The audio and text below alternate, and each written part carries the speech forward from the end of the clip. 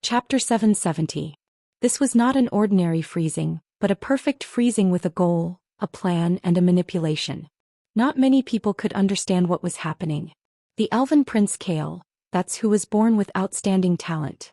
The protagonist Jaina, who had trained to the Radiant Moon Archmage level in just 10 years, and Magna, who had guarded Azeroth for nearly 1,000 years. Even these people, who could be said to be peerless geniuses in the history of Azeroth, could not understand the current situation. They could not understand why the ice had the most perfect shape the moment it appeared. If it was simply to completely freeze everything within one's field of vision, it would only prove the strength of the caster. Mortals could not imagine that such a huge sea could be completely frozen. However, this did not include the strongest mages and those who had once understood the miracle of Duque saving people with ice ships. But now not only was everything in sight covered in sparkling ice, but there was also a perfect design. The pier. The huge frozen pier stretched from the beach to the deep water area 100 meters away. There were a total of 36. The pier was wide enough for 3 carriages to run side by side on it without falling into the water.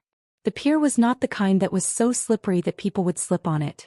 Even if it was not covered with hay, there were already small bumps on the ice surface, and anyone would not lose their footing on it.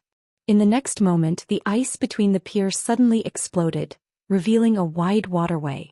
Not to mention the people and soldiers of Rotterdam who were watching this almost miraculous scene from afar. Even the troubled mages and apprentices from Dalajan were dumbfounded after looking left and right like the ordinary people they had looked down on before. They opened their mouths wide and let out all sorts of dispirited sounds. Duque's clear voice sounded. These 36 piers are all designated for civilian use. Arrange for the ships to enter the port according to the predetermined categories. Jaina's ship will be docked at the 5 southernmost piers. The Marcus Merchant Guild will be docked at the 20 piers in the middle, and Cultivation will take the rest in the north. All ships will follow the current and enter the port from the south and leave from the north. Evacuate the people in the first 3 days. 3 days later, the Scarlet Cross Army and the mages will board the ship from the original North Stream harbor. Then Duque pointed at the coastline, and 12 lighthouses made of ice that were emitting arcana light rose from the bottom of the ocean and quickly stood on the surface of the ocean. On these 30-meter-tall lighthouses, there were clear flags made of arcane energy. Not only did it guide the classification of the ships, but there were also huge arrows pointing out the direction in which the ships entered and left. With these lighthouses, even in the middle of the night, they could complete the highly dangerous operation of reaching the shore at night. Along the docks, install guardrails and night lights every 10 yards. Kale, that's who had just walked to Duque's side, suddenly thought of something and waved his hand again. This time, there were 18 huge grooves that extended from the beach to the deep waters. It's a waste of my mana to keep the pier from melting. Mograine, arrange for the engineers to build a wooden dock in the ice trough. Make it sturdy enough to dock the largest warships. Mograine hurriedly replied, understood. The most troublesome part of building a dock was the foundation. Of course, large stones could be dumped into the sea by filling in the sea, but if the dock was not steep enough, it would break the wooden hull. The best way to build a dock was to push large cubes of cement into the sea, then fix them in place and finally repair them to form a passage to the deep waters. However, regardless of whether it was a wooden or stone dock, the most important thing was to have a reliable foundation or piles. How could it be easy to build piles in a place where the waves were surging? No matter what era it was a difficult task. If the magic puppets of Dalajan or Karazhan were still here, they could spare no expense and let the puppets do the work. Using manpower to do it, it was not something that could be seen in 10 days or half a month. But now, Duque's ice trough blocked out the seawater. What was the difference between this and building a house on flat ground? No one dared to believe what they were seeing. A miracle. Whether it was ordinary people or mages, they were all praising Duque loudly. At the same time, they hoped that by deifying Duque, they could more or less ease the gap between them and Duque in their hearts. This was no longer a mortal's method. If it was not a miracle, what was it? Moreover, the alliance had already lost to 2 countries and the once strongest person, Antonidas, had become a great lich. People would instinctively seek psychological comfort. But it doesn't matter if we don't have Antonidas. We still have the legendary hero Duke Marcus, right? He's younger, more powerful and more legendary. The incomparably handsome elven Prince Kale, that's had obvious hesitation on his face. Anyone could see that he was fighting in his heart. Anyone with a bit of common sense in magic would know that this method was far beyond the limits of a Radiant Moon mage. Although he did not want to admit it, that's rationality told him that Duque had already broken through that limit. This was like the worst kind of joke. That Sunstrider had an unparalleled talent that could be said to come only once in 1,000 years. He had the bloodline and personal guidance of an Astrian, one of the only 2 Breaking Dawn mages in the world. He also had various secret cultivation methods of the royal family and the support of the most ideal helper in the world, the Sunwell. Yet he had wasted thousands of years in front of the door to the Breaking Dawn realm without being able to enter. That's only felt incomparably ashamed. This was the second time. The first time was the rise of Antonidas. Now the second time was Duque. That's lowered his head deeply. He did not dare to meet Duque's gaze. His mouth squirmed for a long time before he finally squeezed out a sentence. Lord Marcus, have you broken through to the Breaking Dawn realm? Duque replied faintly, if you were asking about Lord Marcus I wouldn't answer you. If you were asking about Duque that would be a different matter. That was ashamed of his cowardice. He knew that Duque was reminding him. He suddenly felt enlightened. He raised his head, his green eyes staring straight at Duque's pupils that had returned to black. Duque, if possible, I hope you can tell me the secret to breaking through to the Breaking Dawn realm. Duque sighed. As your friend I can answer you. I'm not a true Breaking Dawn. At the same time, it's only because I have the same magic circuit as Antonidas that I have a huge advantage. If it weren't for the fact that the Scourge army is too terrifying I would feel ashamed. But now I'm neither meritorious nor wrong. That's immediately understood. He suddenly smiled bitterly. Chapter 771. Do you still remember the transfer of magic circuits? There were 2 conditions for the transfer. First, both parties had to be of the same origin.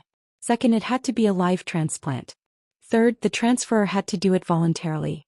No one would have thought that there would be such a miraculous situation where both Duque and Antonidas fulfilled all 3 criteria. Duque had originally used Antonidas, Arcane Throne, and Ice Crown. Although the magic circuits in his body had been expanded and modified when he obtained the Fire of the Breaking Dawn gift pack in the Dragon's Slumber Temple, the foundation did not change. As for living beings, at the very least before Old Man Anthony's soul returned to his own body in the form of a demon spirit, his body was still alive. However, he was just a vegetable that had almost forgotten to breathe and was about to stop showing signs of life.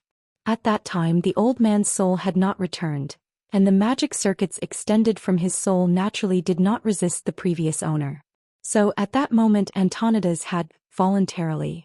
Because of the successful magic circuit transplant with Wuxia, Duque had become very familiar with this task with the help of the system elf. In the short time that Duque had held Antonidas' corpse, Duque had directly plundered more than 60% of the old Breaking Dawn mage's magic circuits. Unfortunately there was not enough time. Duque had only plundered the outer and middle magic circuits, and did not have the time to dismantle the true core. If he had an hour, as an honest and reliable young man he would definitely be able to turn Antonidas into a magic apprentice by the time he returned. This was why Antonidas's battle power had plummeted after returning to his body and becoming a great lich. Even after having 60% of his magic circuits plundered, he could still barely maintain his Breaking Dawn rank. Could only be said that the original Antonidas was very, very strong. Of course, the strength and weakness of mages had always coexisted. An archmage who was completely focused on defense could certainly destroy the world, but if he made a mistake even someone as strong as the demigod Medivh would be killed with a single slash. After taking 60% of the circuits, Duque could be considered to have stepped into the Breaking Dawn rank in terms of quantity. However, Duque was still not a true Breaking Dawn. After all, the time was too short, and Duque did not have the time to completely modify Antonida's magic circuits. Every mage had a different habit of using magic. In order to better practice their metamagic specialties, they would subdivide and specialize their outermost magic circuits.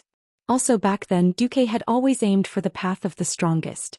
If his goal was only to become a Breaking Dawn, then Antonidas's inheritance would be enough for him to advance. Duque was pursuing the path of the strongest. With arcane spell as the foundation coupled with fire and ice, the path of a three-elemental archmage was undeniably powerful. Unfortunately, with Alexstrasza and Maligo's enthusiastic help, this pit had become incomparably large. Under normal circumstances, it was very likely that Duque would not be able to practice so many magic circuits even after he was 100 years old. Not to mention flame, which was nowhere to be seen on the other side. Even with Antonida's 60% of his circuits, he was only able to make a little noise on the frost side. As for the current situation, there were only 4 words to describe it. Far from enough. What else could Duque do? He could only smile bitterly. In the eyes of others, Duque was already a Breaking Dawn Archmage, or perhaps he was already close to the legendary position of Archmage. He knew his own affairs best. Of course, Duque could not publicly expose this wonderful misunderstanding. The alliance was suffering a great disaster, and it would not be surprising for there to be an avalanche effect if there was no uplifting news. Duque could only continue pretending. Moreover, as long as Duque was given enough time, Duque believed that with the magic power in his own magic circuits, he would not be inferior to a Breaking Dawn in terms of combat power. All right, in the eyes of bystanders, the newly advanced Breaking Dawn Grand Wizard Duke Marcus, escorted by a group of Alliance officers, proudly stepped onto the pier made of ice that resembled a work of art. Walking on the ice that would not slip, Kale, that's revealed an envious look as he looked at the perfect ice pier that had been formed in one go. If Father also practiced ice magic, he would not be able to reach Duque's level of control. Kale, that sighed as he recalled the magic demonstration his father had given him back then. It was a lively fire elemental phoenix the size of a peacock, condensed from fire elements. He still remembered his heartfelt admiration for the fiery feathers on the phoenix's body. However, compared to Duque's move, although he did not want to admit defeat, he vaguely felt that Duque was still slightly better. The difficulty of one's own control of magic elements increased exponentially with the increase in distance. This was why the range of that fireball spell for most mages was only 36 yards. It was not that they did not want to throw it further, but if they threw it too far, the fire elements would dissipate and lose their lethality. For example, King Anastrian might be able to build a large pier like Duque had done in one go. However, Kale, That's did not believe that his father could line up 36 piers on such a huge beach that could withstand the impact of a warship docking. Even if it was a different method, such as a more elaborate 36 walls of fire that could only provide fire for barbecue, this was not something his father could do. He could only sigh in admiration towards Duque. At this moment, a large ship flying the flag of Jaina slowly entered the harbor. The huge bow of the ship broke through the waves. A graceful female figure dressed in a blue robe with golden edges stood at the bow of the ship like a goddess crossing the sea from the east. She looked at the miracle that had happened in an instant. Duque looked at Jaina and was filled with emotion. The heroine of the Alliance who had been present throughout the history of the Azeroth War since the Battle of the Dark Portal, Jaina Proudmoore, had finally grown up. Mature, beautiful, moving. If not for the lost 10 years, Duque was confident that he could firmly control Jaina in his hands. Now he could only go with the flow. Jaina was also staring at Duque on the pier. Duke Marcus, a living legend. Whether it was his deeds or his strength, they were all unforgettable to mortals. Such a peerless powerhouse was actually her nominal fiancé, but there were no feelings to speak of between them. Jaina did not know what expression she should use to face Duque. His soft blue and white robe was enveloped in a strange, chilly aura. Under the summer sun, the ice elements that floated around him emitted a dazzling light like diamond stardust. At this moment in the Alliance, the true powerhouse, Duke Marcus, appeared.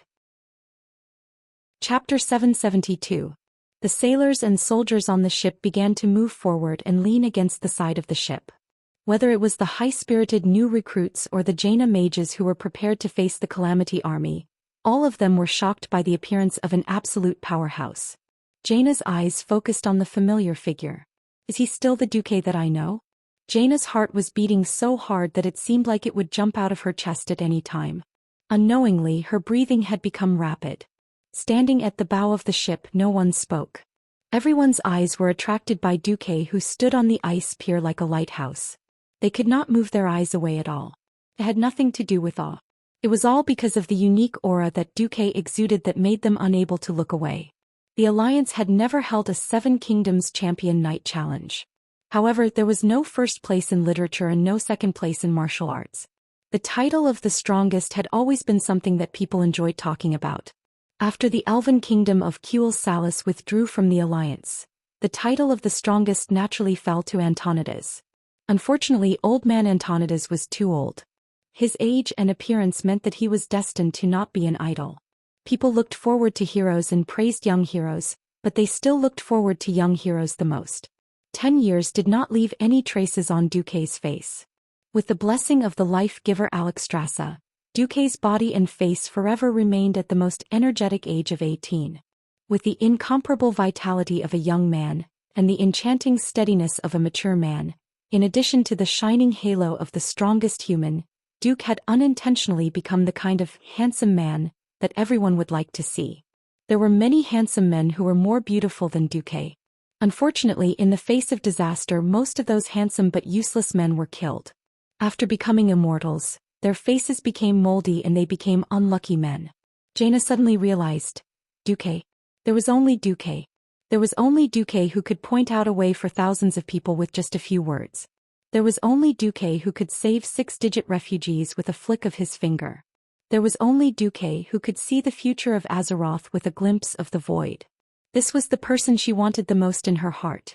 Jaina suddenly tapped her forehead with 3 fingers on her left hand. Becoming a Radiant Moon Mage will allow you to establish your own sect? Magna, I really am the biggest idiot in the world. Magna Aegwin, who was dressed like a high elf consultant, tilted her head. I spent the most precious 10 years of a woman's life in an attempt to get rid of the shadow that Duque had cast on me. Who would have thought that the thing I wanted the most would be on Duque's body? Don't you think I'm stupid? Wow. Mag whistled nonchalantly. If you can't fight against the strong, then rely on the strong. That's a smart move. You agree? Jaina seemed a little surprised. In her impression, Mag and Duque didn't get along very well. After all, Duque had taken away Mediva's Karazhan, and in the end he was homeless after being revived. Mag rolled her eyes. When did I object? Previously, I advised you to leave Duque purely because I didn't know what Duque's attitude would be, and that it would be very disadvantageous for you to continue staying with an uneasy attitude. But now, does this count as love at first sight? Love at first sight? No. I would never do such a stupid thing. I have never rejected Duque since I was 13. It was purely because I could always feel a faint hostility from Duque that I didn't dare to put my future in the hands of Duque. But now, all the problems aren't problems anymore? Mag gave a thought-provoking smile. What Aurelia, Sasha, Alicia, Kalia and so on are all not problems. Jaina turned her head and revealed a provocative look. She smiled, a smile that was like 1,000 flowers blooming. I am not an innocent little girl. I wasn't before and I won't be in the future. But I have my way and I know Duque's weakness. He definitely can't bear to reject a sincere love. Mag smiled slyly. Sincere? Can you do that? As long as our goal is the same, my sincerity will be eternal. Moreover, there is only one good man. We are all women, and if we don't fight for it, will we be able to get a good man's love just by crying at home? Jaina was in high spirits. Seeing that the ship was about to reach the shore, she turned around and walked down the bow. She waved her hand lightly and the loose magician robe on her instantly changed. It was no longer that bag-like magician robe that covered her good figure tightly, but a set of tight clothes similar to that of a combat magician. On the left and right side of her were 2 layers of winged pauldrons, and on the chest was a bright silver breastplate that could barely cover the pair of arcane peaks that made the 2 princes go crazy in history. The breastplate was very short, revealing an extremely sexy belly button. What was more unexpected was that Jaina actually had a mermaid line that was similar to that of a female ranger. Under the purple skirt was a pair of white jade-like tights that outlined the perfect lines of her legs. Jaina looked like she was ready for battle. In fact, it was this kind of heroic posture that could capture Duque's heart the most. As expected, when he saw Jaina slowly descending from the ship using the levitation spell, like a goddess, Duque's eyes were a little dazed.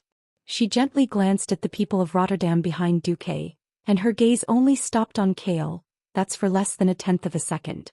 Jaina smiled like a flower, bowed and said to Duque, Radiant Moon Mage Jaina Proudmoore awaits your orders, His Excellency Duke Marcus, the commander of the Alliance.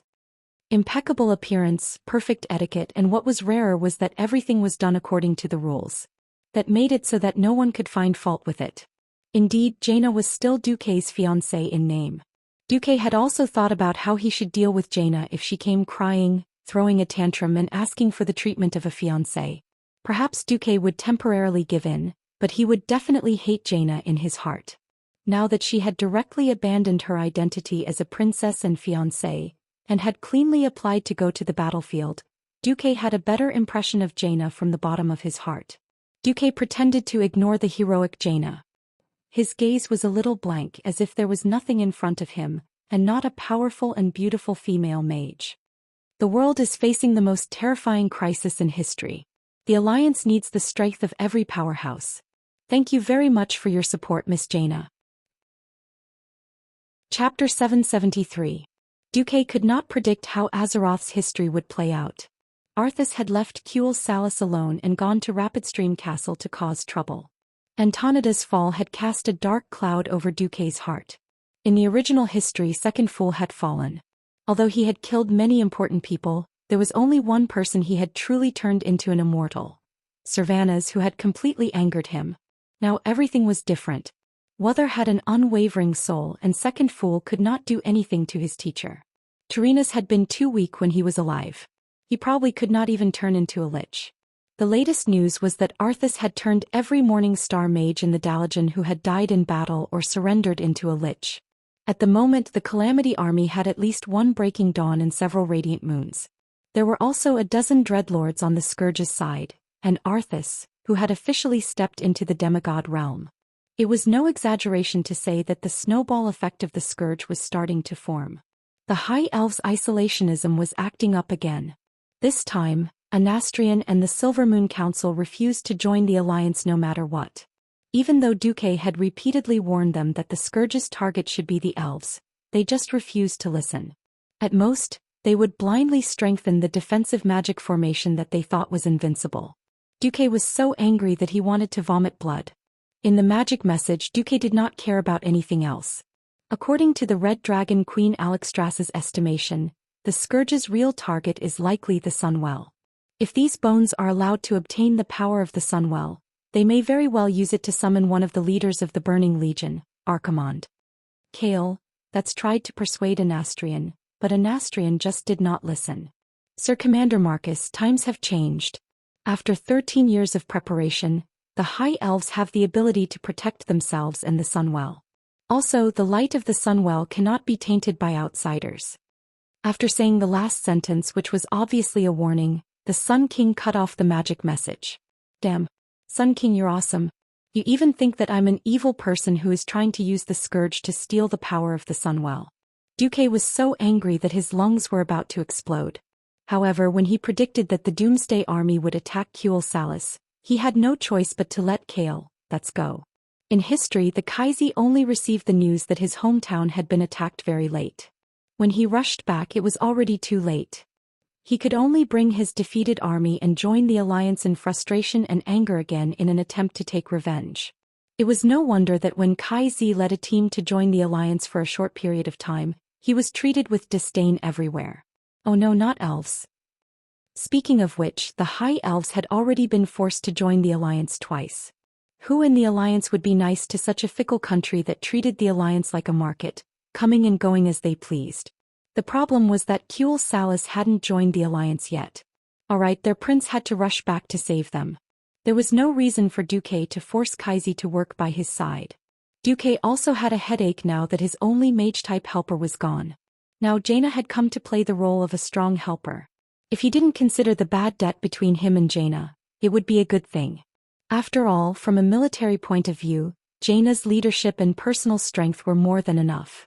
If there was anything else that Duque had to worry about, it was that Jaina would be courting death because of her identity.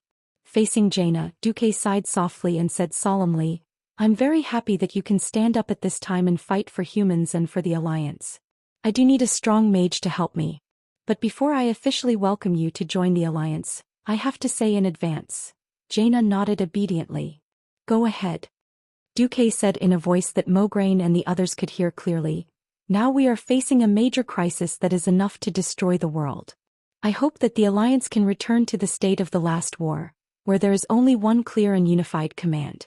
Everyone, regardless of their status, is a general of the alliance. So, once you wear the badge of the alliance, you are just a general under me. Other than that, you are nothing. Do you understand? I understand. I will obey your orders. Commander Marcus. Duque waved his hand and someone brought out a beautifully decorated brocade box. Inside was the badge of a major general of the alliance. Originally, no matter how noble Jaina's identity was, she would not be able to get the rank of major general. This was the agreement between the various countries when the alliance was first established. After the king entered the alliance, his rank would be general. Only the successor of the royal family of each country would be a brigadier general after entering the alliance. Other nobles would not be given the rank of general unless they had more than 5,000 soldiers. Naturally, there was another reason why Jaina could become a major general in one leap. The Dalajan city has been destroyed. The original Kirin Tor Council must be reorganized. His Excellency Sunstrider has chosen to return to Kuel Salis as an elf. His Excellency Krasis and the other Dalajan mages have clearly expressed their wish for me to take over the position of chairman. I think the Kirin Tor Council needs more outstanding mages to lead the explorers of magic out of the darkness. Jaina, let me ask you, are you willing to accept the position of Kirin Tor Council member and the position of Major General of the Alliance? As Duque spoke, he observed Jaina. The current situation in the Dalajan was very different from the original history. It turned out that Antonida's death in battle had caused a power vacuum. However, because Ronan had saved the Red Dragon Queen, even if Ronan was not very strong, Ronan had been the one to take control of the Kirin Tor Parliament. In this life, Duque had appeared out of nowhere. Regardless of whether it was Duque's identity, strength, or actual achievements, it was too easy for him to inherit the position of chairman of the Dalajan. If not for Duque's insistence on his identity as the Storm Duke, perhaps everyone would have called Duque Chairman Dakin Tor instead. Even so, the power of the Dalajan had actually fallen into the hands of Duque and Krasis. Considering Krasis' identity as a giant dragon, the Dalajan was now Duque's word. 10 years could easily change anyone. He did not know how Jaina had grown. Had she grown up crooked, or was she as F***ed as the girl who sold her father in history? Thus, Duque's offer of the position of Major General and Kirin Tor Council member was more of a test. Chapter 774. Duque was never a cynical person and he wouldn't look at everyone who got close to him with hostility. If it wasn't for the fact that Jaina was famous for selling her father, Duque wouldn't have been so wary of Jaina. On the other hand, she didn't continue her relationship with Arthas. When Second Fool fell, Jaina didn't stay by Second Fool's side either. Similarly, because she grew up in a different place, Jaina lived in the Elven Forest when she grew up to be a mature beauty. Jaina didn't have any interactions with Kai Z either. He changed Jaina's growth history and made her waste 10 years of her youth with the title of Duke Marcus's fiancée. Women in the mortal world didn't have many decades, let alone the golden 10 years from 18 to 28. During a woman's most beautiful and blooming period, Jaina was equivalent to being a widow for Duque. Regardless of how much Jaina loved him, at least she didn't give up on the engagement and remarry, nor did she have a scandal with some handsome man. Duque's feelings were complicated. Under such circumstances, he should give Jaina a chance. Duke made a decision. As long as Jaina's temperament was not crooked, or if she did something too excessive, she should be given an eternal life slot no matter what. Beauty shouldn't stay in an empty house. Talents shouldn't be wasted. Heroes shouldn't be sad. If you love power, I'll give you a chance to reach the peak. If you love power, I'll give you a battlefield to show your skills. As long as you don't go against the path of justice and the path of the alliance, so what if you have a little selfishness? After 10 years, Duque had matured and become more magnanimous. After all, this was the bearing that a person who led the alliance to glory should have.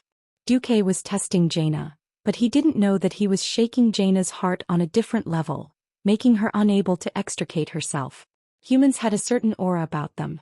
If a person is timid and calculative, he will not mix well and no woman will like him from the bottom of their hearts.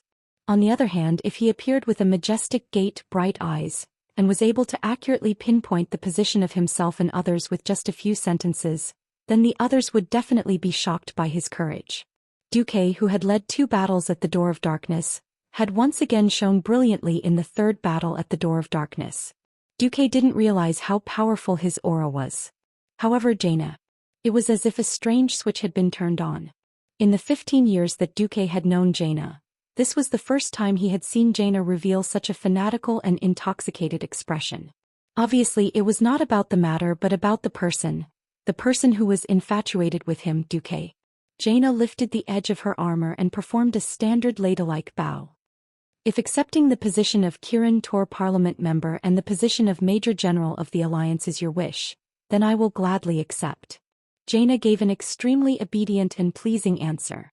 The meaning behind her words was clear. I don't really want to be a savior, it's purely because I'm yours, so I'll listen to everything you say.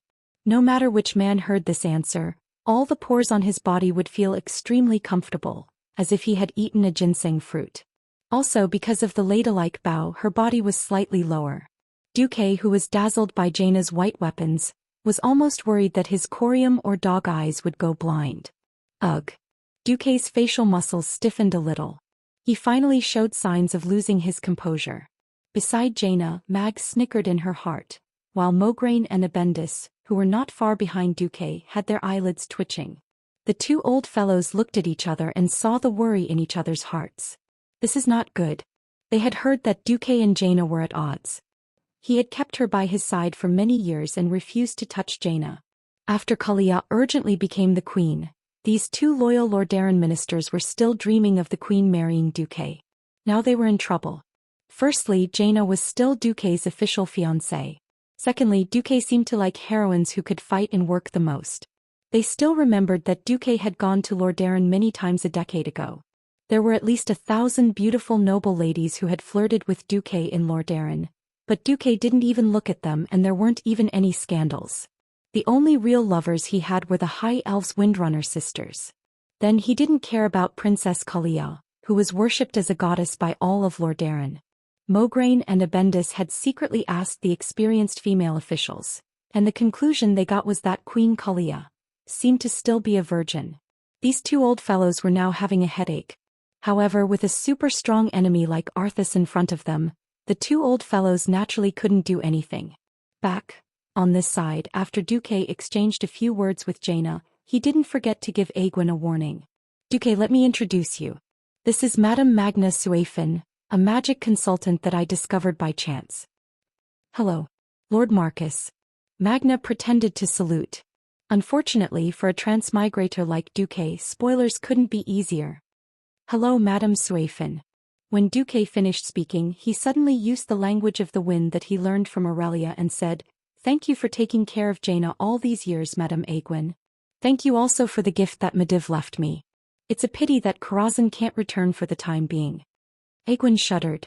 Of course, as a former guardian and a super smart person who had lived for thousands of years, she was definitely very experienced. I heard that Karazhan is still trapped in the void. If there's a chance, I would like to pay a visit. It's indeed a bit of a pity now. However, I believe that Karazhan can only truly display his value in your hands. Aegwyn's answer made Duque heave a sigh of relief. Medivh had been resurrected. If one day Karazhan returned to Azeroth and Medivh wanted to take it back, it would be really difficult to deal with.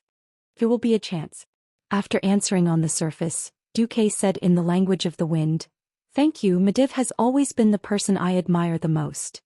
I look forward to that day. However, Sir Marcus, who has inherited the Guardian's will let Karazhan return in the future, won't he?"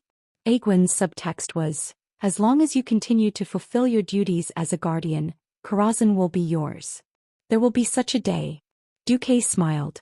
Finally, Duque had settled the troublesome combination of Jaina and Magna. Then in the evening of the same day, Duque welcomed another wave of reinforcements.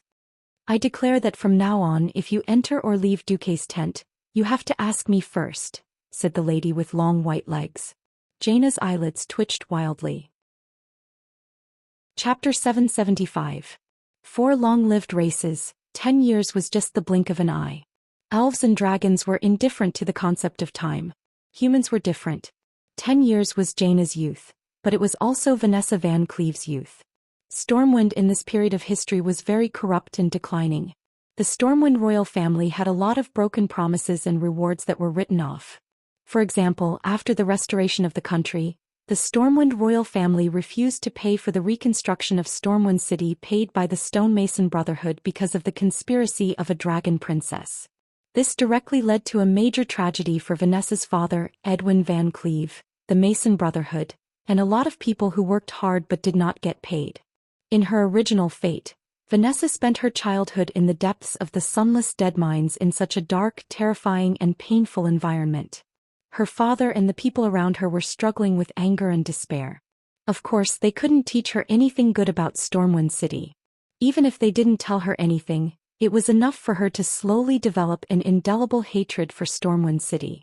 In this life, the appearance of Duque changed everything. Her father, Edwin, from a lowly stonemason leader, became one of the two great heroes fighting against the orcs in the western wilderness. Although not as famous as Duque, that glory was real in Stormwind. Ah, you are the daughter of that Edwin Van Cleef. You are so skilled, you are indeed the daughter of a hero. If she was a boy, she might be like Alexandros Mograin's son, living in her father's shadow. After all, boys inherited the family business. But she was a girl and did not have that kind of pressure. If there was pressure, it was. Her father Edwin could not find a man who could marry his daughter. In terms of status, because Edwin followed Duque, he jumped from a lowly stonemason to a knight, and was directly promoted to a viscount. He was an important minister of the Marcus family. In terms of official position, Edwin was the Minister of Construction under the Minister of Internal Affairs, and almost all the infrastructure projects in Stormwind City were led by him. Logically speaking, the Van Cleef family was already very prominent. That was where the problem lay. The nobles could accept a poor lad with no background stepping into the circle of nobles just because he grasped the mysterious power. After all, the inheritance of the magic circuit itself was a priceless treasure. However, the nobles definitely did not like a bumpkin without any special talent becoming a noble in a single step. Under normal circumstances, only knights who had been knights for at least 2 generations would be more easily accepted by the noble circle. The nobles of Stormwind had withered a lot because of Du's betrayal during the Great Retreat, but the old nobles such as Balvers for Dragon family, and the new nobles promoted by Lang, still did not like Van Cleef. In the end, the only people who could accept Vanessa were the members of the Marcus family. Then, in a duel 5 years ago, Vanessa used her beautiful dagger to defeat old Fan's favorite, the Knight Captain Cassar. With 12 consecutive hits, Vanessa, with her fierce reputation, could no longer marry. Having participated in the Battle of the Dark Portal, Vanessa, who was used to seeing great heroes, naturally had high standards. She did not care whether she married or not. Father, you're still young. If you want the Van Cleef family to continue, you can marry another woman.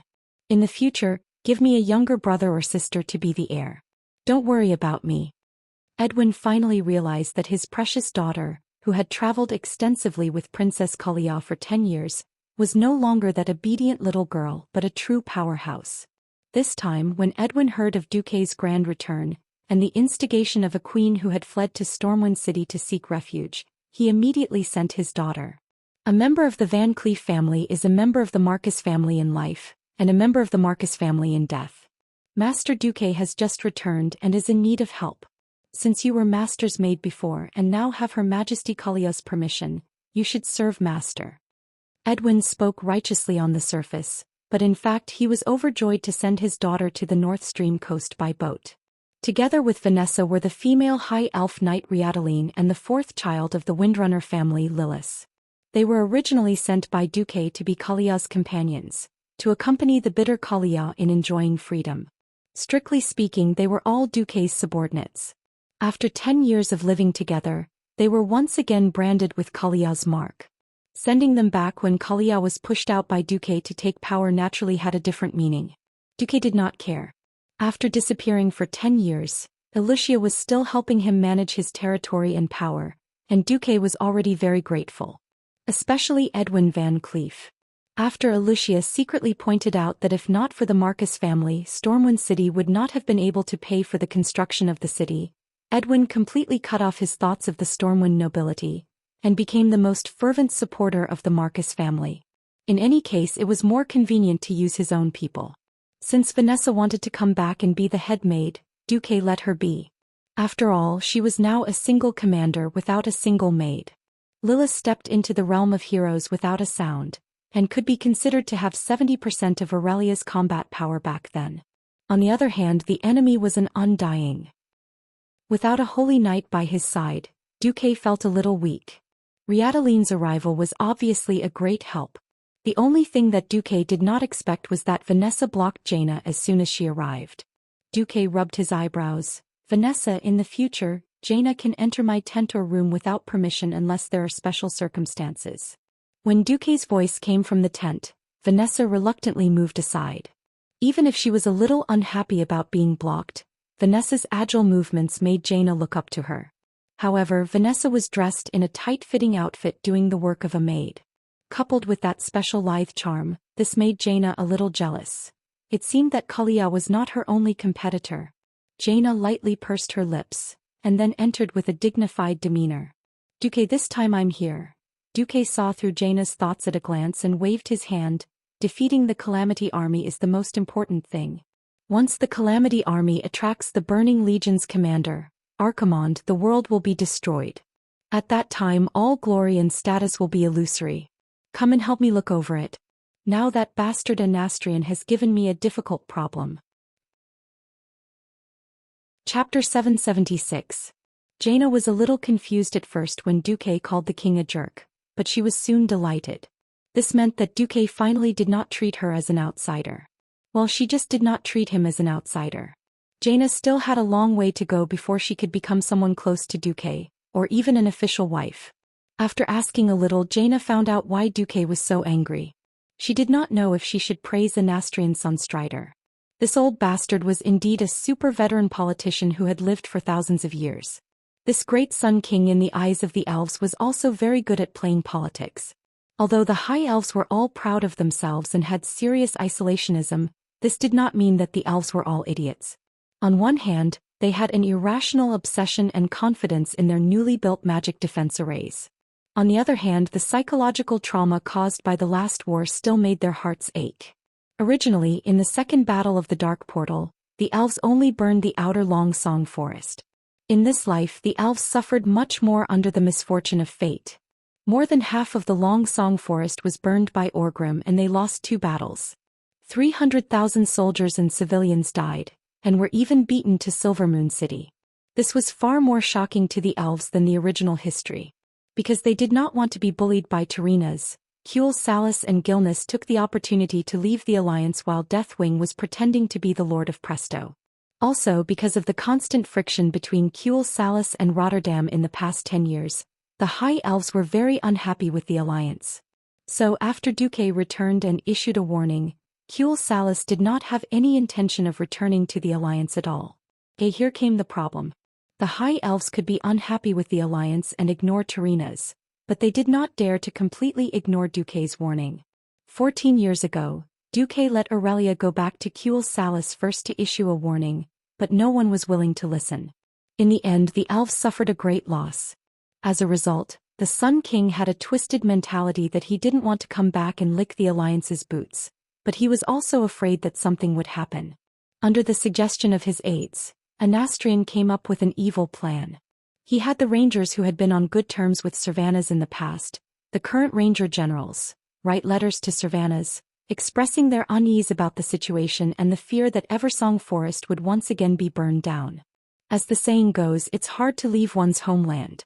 After receiving letters from Rothelma Theron, Hadron Brightwing and the others, Sylvanas made a decision. She would temporarily return to Kuel Salus as an elf. Duque had read the handwritten letter countless times.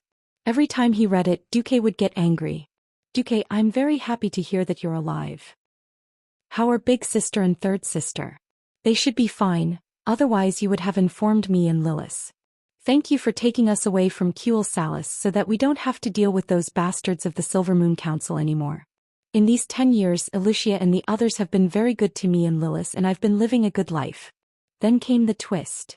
However, when I heard that Kuel Salus was once again in danger, I suddenly found that I couldn't control myself. The elven forest is good, but the trees here are too short. They will never grow as tall as the trees in Eversong Forest. Even if they are as tall, it will not be my Eversong Forest. The 2,000 years I spent in Eversong Forest left an indelible mark in my soul.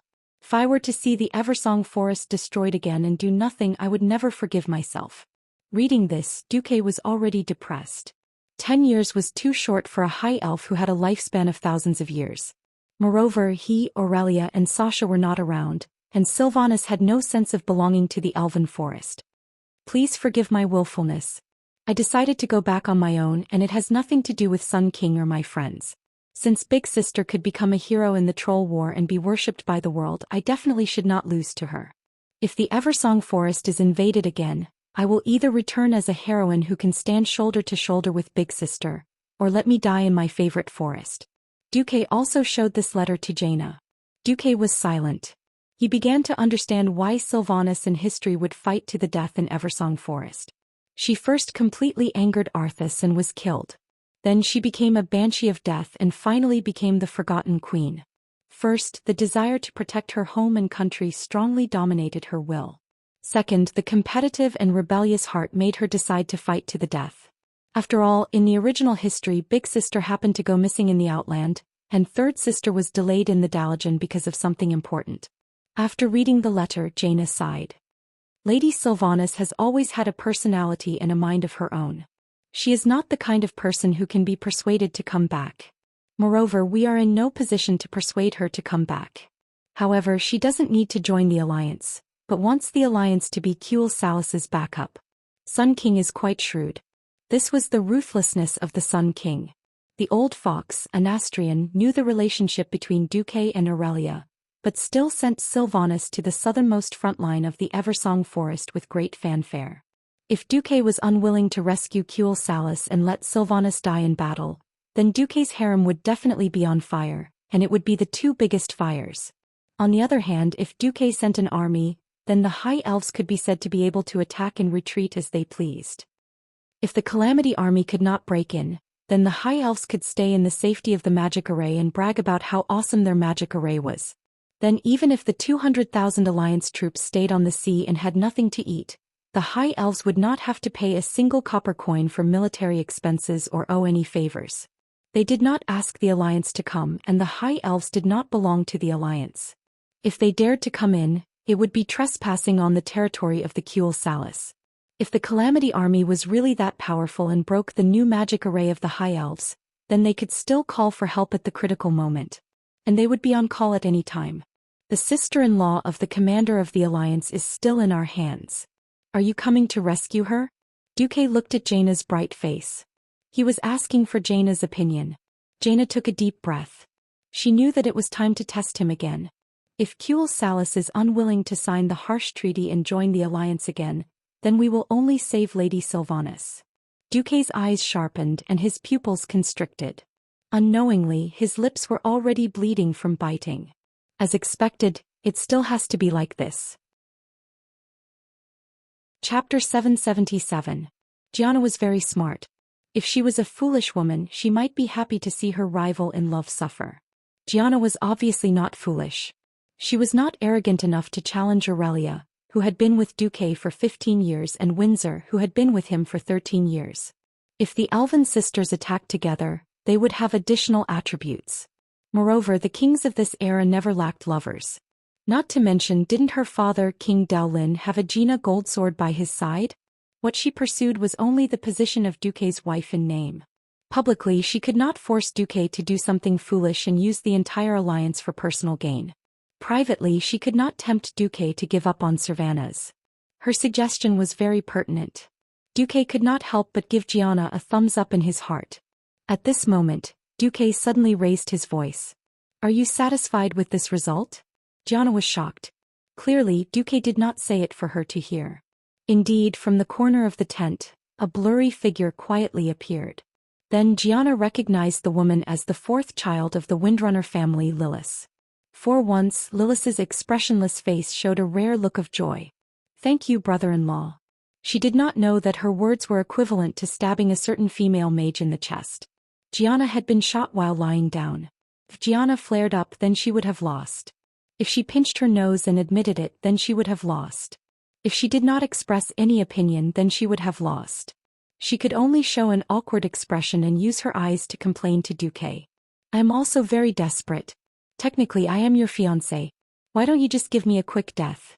Duque also had a headache. He also felt that he was a bastard. Logically speaking, he should have rejected Gianna cleanly. However, Lucia had privately advised him not to show his cards at this time. The alliance was now weak enough. If they still became enemies with Curtilas even on the surface, it would not be a good thing for the alliance. At the end of the day, Lilith's facial paralysis was a trap. Taking a deep breath, Duque called Lilith over. I can't go to Kuel Salis right now. This was a political game between the alliance and the Elf Kingdom. Whoever begged the other first would lose. Inviting Kuel Salis, who had authority over the other member states, into the alliance would eventually lead to the collapse of the alliance. I am responsible for the entire alliance. So it's up to you to ensure your second sister's safety. Do it for me.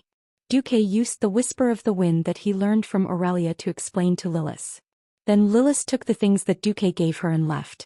As soon as he finished giving instructions, Mograine, Abendis, Kale, That's and a group of generals from the Rotterdam kingdom paid a visit together. Seeing Lilith leave and Jaina, who was sitting in Duque's tent, the big shots of the alliance were a little surprised. The people of the Rotterdam kingdom were naturally a little jealous. Kale, that said apologetically, I'm sorry, Duque.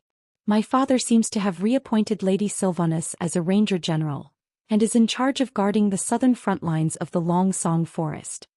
There was no such thing as an impenetrable wall in the world, not to mention that the old fox, the Sun King, was forcing Duque to be biased. Duque sighed. The Calamity Army is the most terrifying enemy that the humans, elves, dwarves and gnomes have ever faced in history. I despise His Majesty Anastrian for refusing to join the alliance at such a time and still playing such underhanded tricks. Duque's words made Kale, that's blush. He just wanted to find a hole to hide in. Duque continued, the alliance will not give in because of Sylvanas.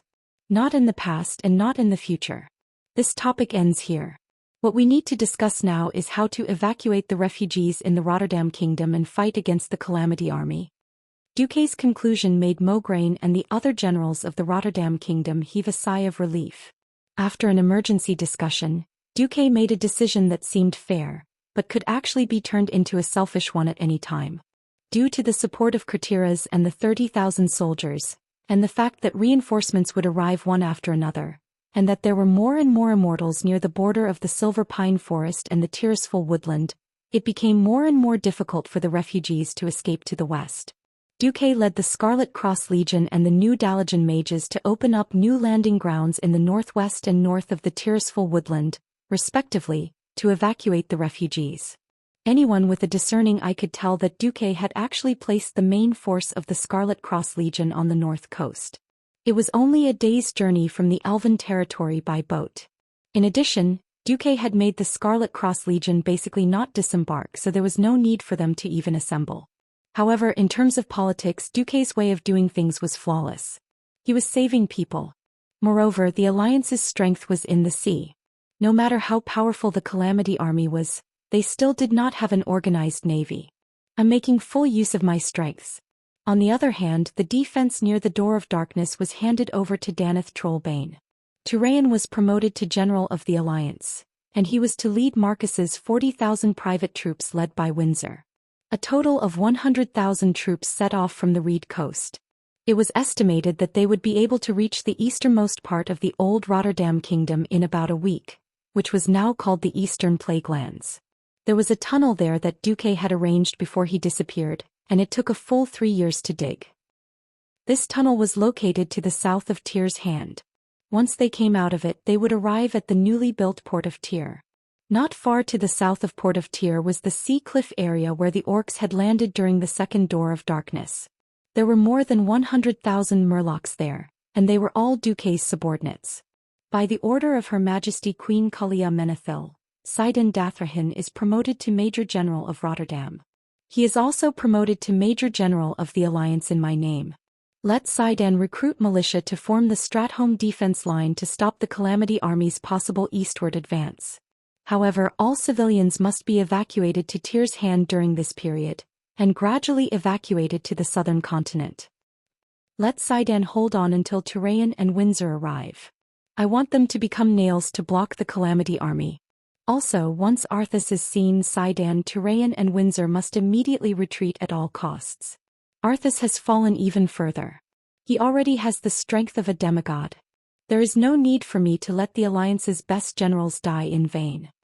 Duque's series of orders allowed everyone to understand Duque's intentions. It was still a strategic retreat, but no one knew how long it would last. In particular, Duque called Arthas a demigod.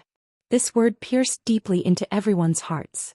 At this moment, Duque suddenly said to Mograine, "Mograine, His Majesty Magni Bronzebeard has sent a letter. He hopes that you, the strongest paladins, will make a trip to Iron Furnace Castle." Chapter 778. 2 days ago, Magni Bronzebeard had been at the front lines of South Sea City. One of the reasons he had personally led the army against the Scourge was because of the death of his second brother, Muradin Bronzebeard. After receiving the news that Arthas had returned and had possibly caused the death of his second brother, Muradin, Magni was filled with rage and almost went crazy. So, after receiving Duque's news, he had mobilized his army at once to attack the Scourge across the sea. But very quickly, Magni realized that the dwarven cannons, which had been invincible in the previous battle, felt weak for the first time. Fierce cannon fire could indeed destroy those brainless zombies and ghouls, and blast those filthy undead creatures into pieces. Unfortunately, it didn't solve the root of the problem. As long as there were liches behind the Scourge, these evil beings could keep using dark magic to reassemble the shattered corpses into new undead to continue attacking the Alliance's defense line. Just because matter was conserved, the number of undead had to be reduced every time they were reassembled. Otherwise, there would be no need to fight this battle.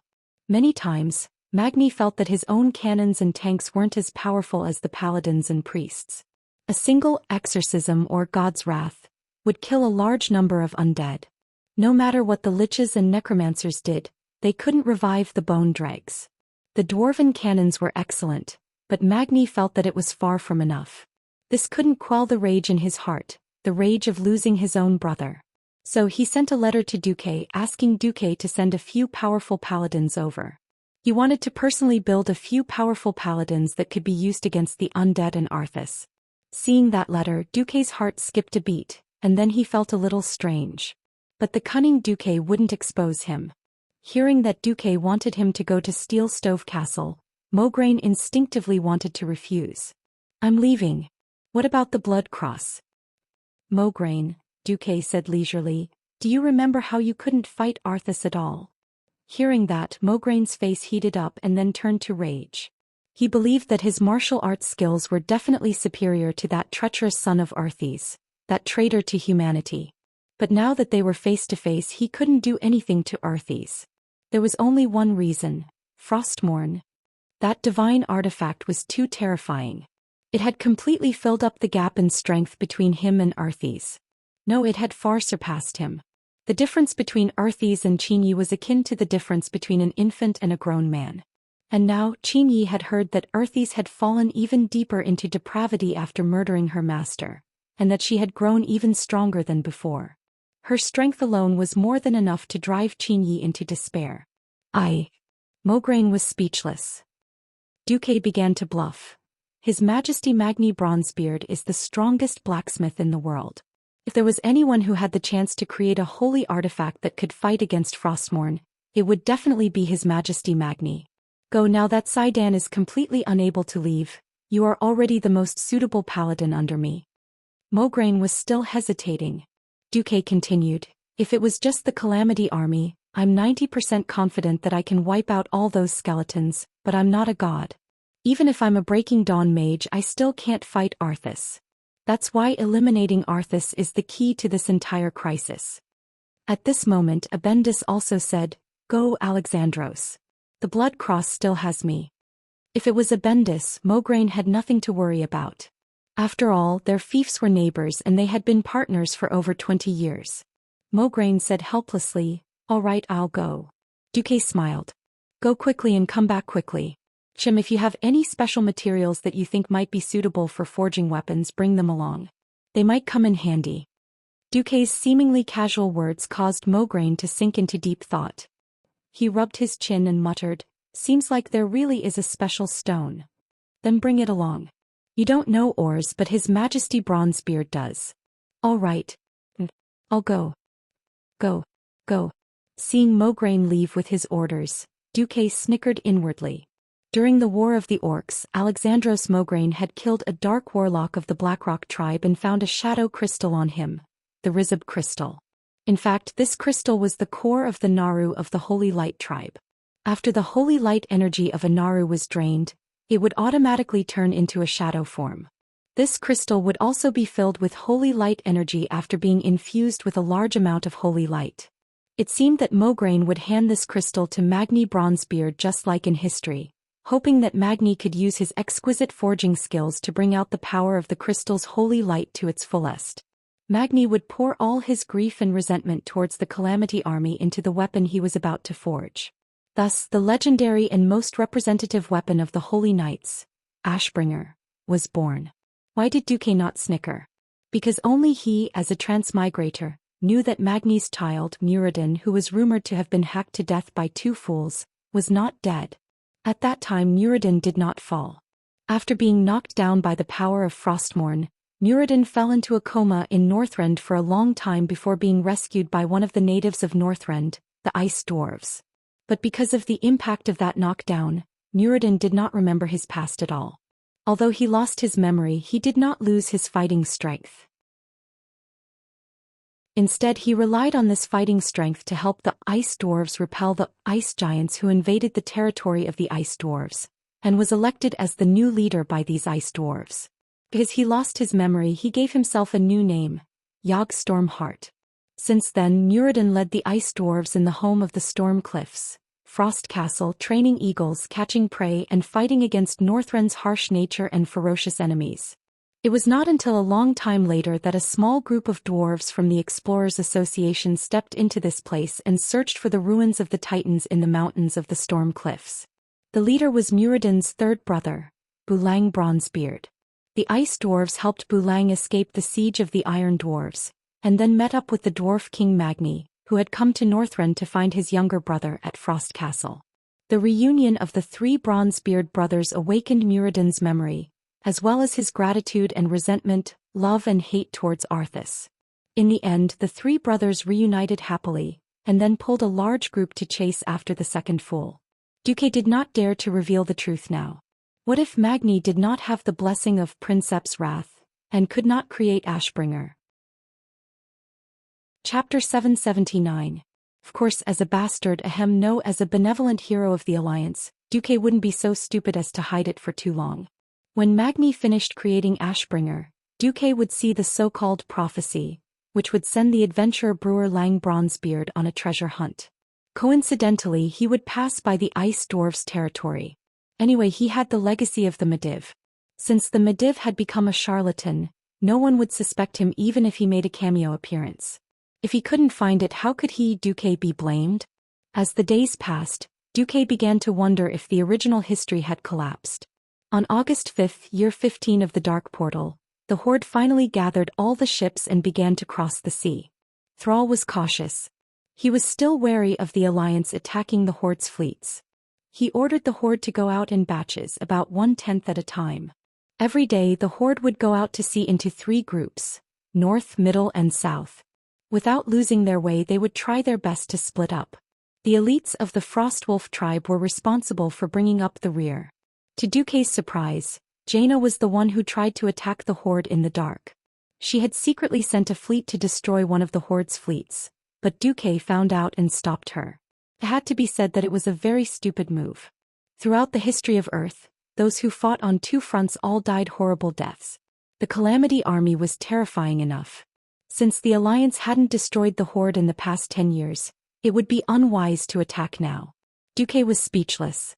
To prevent Jaina and Thrall from having unspeakable stories, Duque had given Jaina a strong dose of medicine in the Tirisful Glades. Now it seemed, the effect was too good.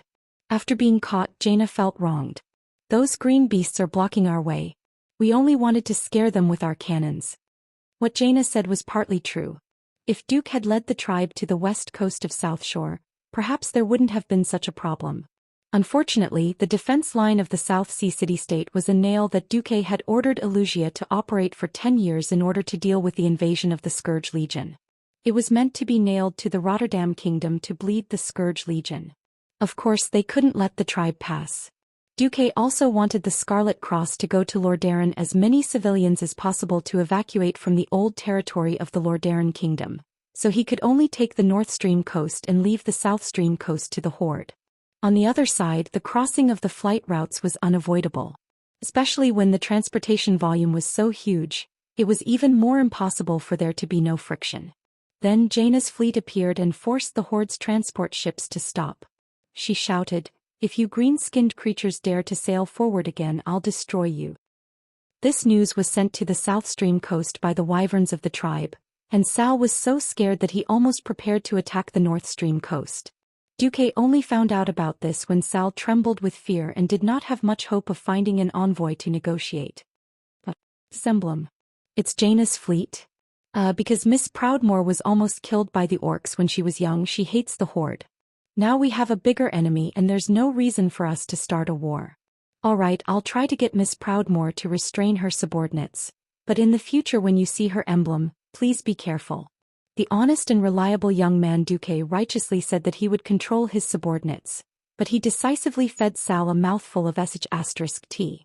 You should be careful of Jaina. She really hates the Horde. If you fall into the hands of this female devil, be careful that you'll be chopped into 18 pieces. The dark Duque spat out fiercely. Let's see if you still dare to flirt with the beauty and the beast in this life? Even if I don't want her, I won't let you, Sal, have it easy. You still want to be a KFC chicken in heaven and a pig on earth? Dream on. Duque's reply to the Horde's messenger was so sincere that Sal almost believed him. He believed that Duque was a great hero with wisdom and foresight, and that he put the big picture first.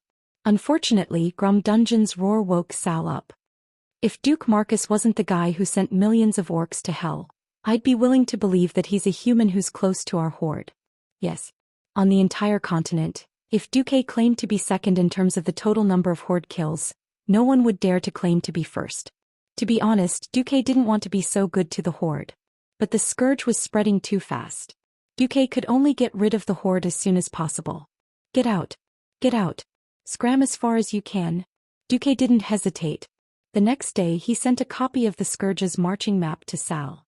He explained directly, the Horde can either speed up the migration or the Alliance will start a war with the Horde. We may not be able to deal with the Scourge, but we can still deal with the Horde. This time Sal really believed him. Without another word, on the 8th of August, they organized the largest crossing of the sea, sending away the remaining 50,000 Horde in one go. And on the 10th of August, news came that on the 9th of yesterday, Torrent Fort fell for the second time. Half of the soldiers in the city were slaughtered. Even King Garen Trollbane died in battle and became an undead. Of course, a more general statement was, more than one Torrent Fort Wong family guard confirmed that after the outer city was broken by the Scourge, Garen surrendered. What was tragic was that the Scourge had no precedent of not killing after surrender. They directly killed Garen and turned him into an undead with only a few pieces of flesh left on his face. It was a pity that Garen was too weak. He couldn't even be a Death Knight and directly became an ordinary zombie warrior. Only Duque knew that in the future this guy would be a Forsaken in the Earthy Highlands. As soon as this news came out, there was an uproar within the Alliance. Duque also sighed. As the saying goes, leave a way out for others in the future. In the Alliance, after Duque's embellishment, it was announced that Garen had died in battle. After all, a dead king could inspire the survivors' will to resist the Scourge. On the 12th of August, the main force of the Scarlet Cross landed on the northern coast of Lordaeron and the Whispering Coast, opening up the 3rd and 4th escape routes. At the same time, when the entire Earthy Highlands fell and was occupied by the undead, even Magni had to let his third brother, Bulang Bronzebeard, guard the Solder Bridge to prevent the Scourge from invading the south. All the main force of the Scourge disappeared overnight. What? You didn't see Arthas, Antonidas, or any of the high-level liches from the Church of the Curses? Duque was shocked. Chapter 780. There had to be a reason for this abnormality.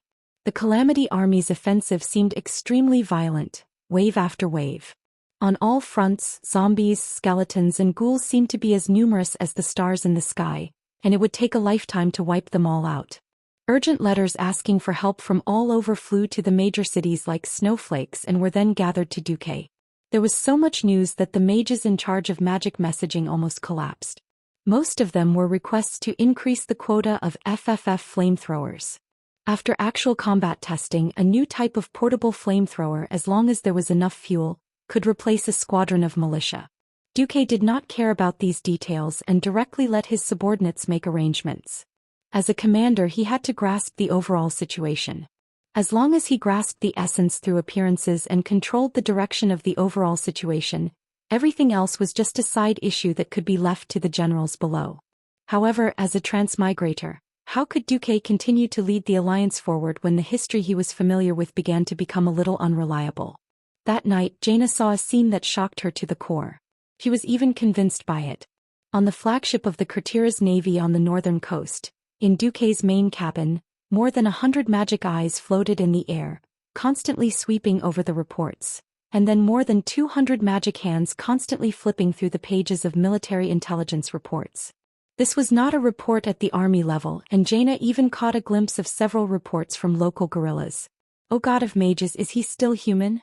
Mages could directly reflect what they observed into their minds through the magic eyes, but it was generally limited to one magic eye. Opening two magic eyes at the same time was like looking at two completely different images with the left and right eyes at the same time. The brain would directly overlap the images and the eyes would be extremely confused. How could Duque read 100 reports at the same time? Just hearing the noisy flipping of the pages, Jaina felt like she was hearing a tsunami. Could this be the strength of a Breaking Dawn mage? However, when she visited Antonidas before, Jaina clearly remembered that Antonidas did not behave so inhumanly. Jaina took a deep breath to calm her racing heart. All mages were people with an incomparable thirst for knowledge.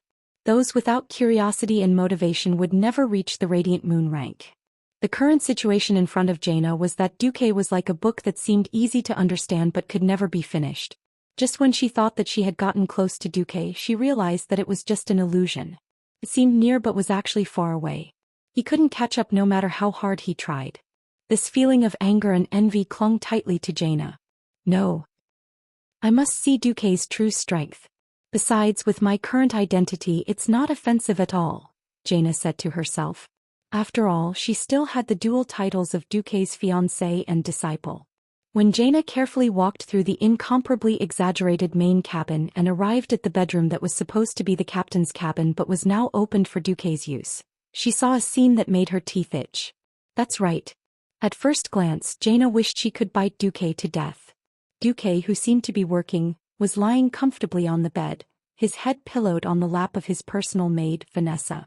Vanessa, who was dressed in a black and white maid uniform, was gently massaging Duque's temples and other acupuncture points with her nimble and smooth hands. But Jaina was immediately confused. Then what about the 200 hands of magic and eyes of magic outside? Damn it! Is Duque working? Or is he lazing around in his bed? Jaina stood at the door, dumbfounded. While Jaina was punishing herself by standing, Vanessa did not look at Jaina again except for the first time when Jaina appeared at the door. Instead, she used her hands, which were so fast that the naked eye could not follow, to massage Duque very comfortably. That slut Duque was actually moaning in pleasure. This made Jaina's face and ears turn red. Even so, Jaina did not interrupt Duque. She waited quietly for Vanessa to finish massaging his head and neck. After a while, Duque finally opened his eyes. Oh Jaina, thank you for not interrupting my rest. I've been carrying a heavy burden on my shoulders recently. Duque was speaking the truth. The alliance was at its weakest at this point in time. In the previous war, although the 11 countries of the alliance had many leaders, it was undeniable that many kings and commanders were fierce fellows. Not to mention the likes of Turinas and Eden, there were also the likes of Salas, Daolin, Andoin, and Antonidas. As long as they could coordinate with each other, they would be able to hold their own in the outside world. Now some had withdrawn from the alliance and some had retired due to illness. Out of the 11 countries that were at their peak, only Dai Lin, Magni and Kudrin were still in their prime. Now that William had yet to mature and Mograine and Turalian were too single-minded, it was hard for them to take control of the overall situation. The burden naturally fell on Duque. The only fortunate thing was that Duque had saved more of the elites of the Rotterdam kingdom than in history. Duque's rest and heavy responsibility immediately stunned Jaina. All the doubts and dissatisfaction in her heart were gone, and all that was left was admiration. Jaina pursed her lips slightly. Duke, you've worked hard. Duke waved his hand pretentiously. It's all right. For the sake of Azeroth and the happiness of mankind, this is a small matter. Well, if Jaina knew that Duke had completely let the system elf control the hand of magic and the mage's eye to gather intelligence, and that he was really corrupt, would he be beaten to death?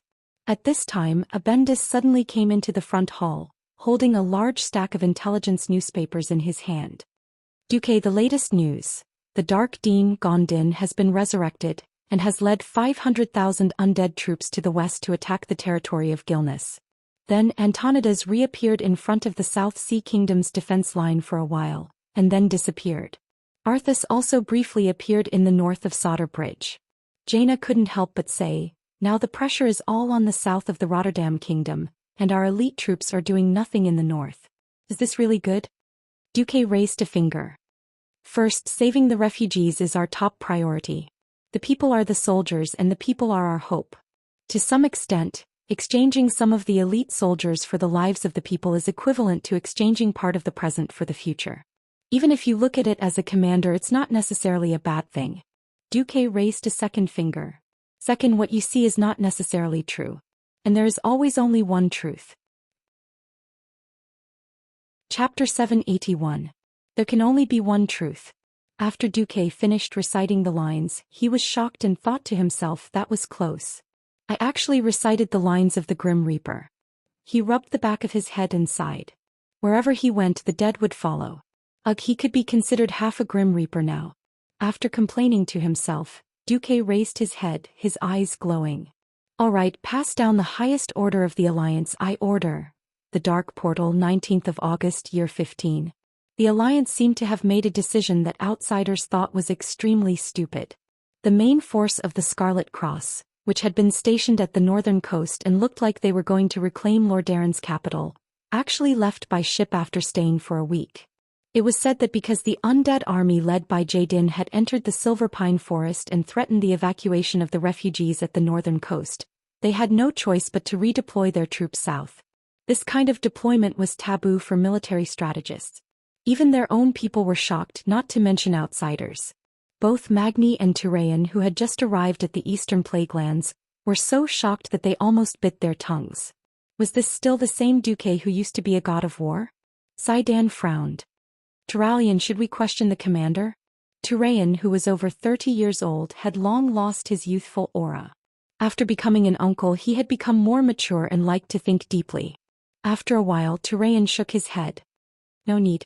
Look, Duque had just returned, and he had already won a great battle against the Scourge and the Orcs. This amazing control proves that Duque is still the magical Duque. We just have to do our own things. Saidan shrugged. Our defensive line is good enough. Look, before you came, I had people repair the northern sentry tower. Turayan stroked his beard. Then go and check on the nobles. Every noble will have to take one of your exorcism. If they are spies from the Church of the Damned, then we'll be in big trouble. Saidan whistled. Good idea. In Iron Furnace Castle, Magni looked at the worried Alexandros Mograine and smiled. I know Duque. He also trusted Duque. He won't let us down. We can only trust him. Mograine nodded vigorously. The big shots on the Alliance's side all voted for Duke. The big shots outside the Alliance couldn't sit still anymore. The southern part of the Silver Pine Forest was now shrouded in terror. The undead of the Scourge formed a sea of rot that easily drowned the territory of Gilneas outside the Greymane Wall. Not even a blade of grass could grow. In the magic mirror, King Xian saw that the lush Silver Pine Forest had turned into a black wasteland where even insects could not survive. He cursed angrily. Duke, you little bastard, can't your main force come faster? Erigel bowed and reminded King Xian, Your Majesty, we are no longer part of the Alliance. Commander Marcus is under no obligation to rescue Gilnis. Shut up. I know. Xian was not the only one with a bad feeling. When he heard that Duke had led his main force away from the borders of Quell, Vlos, the Sun King Anastrian immediately flew into a rage. With one hand he melted the goblet in his hand that was made of pure gold and inlaid with many precious gems. This news made Kale, that's who was trying to persuade his father, speechless.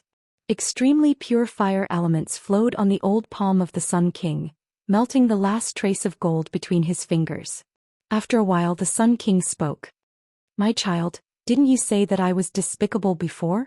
You actually used Sylvanas' love for the motherland to use Duque through personal relations to force Duque, the supreme power of the Alliance, to help us kill Salas?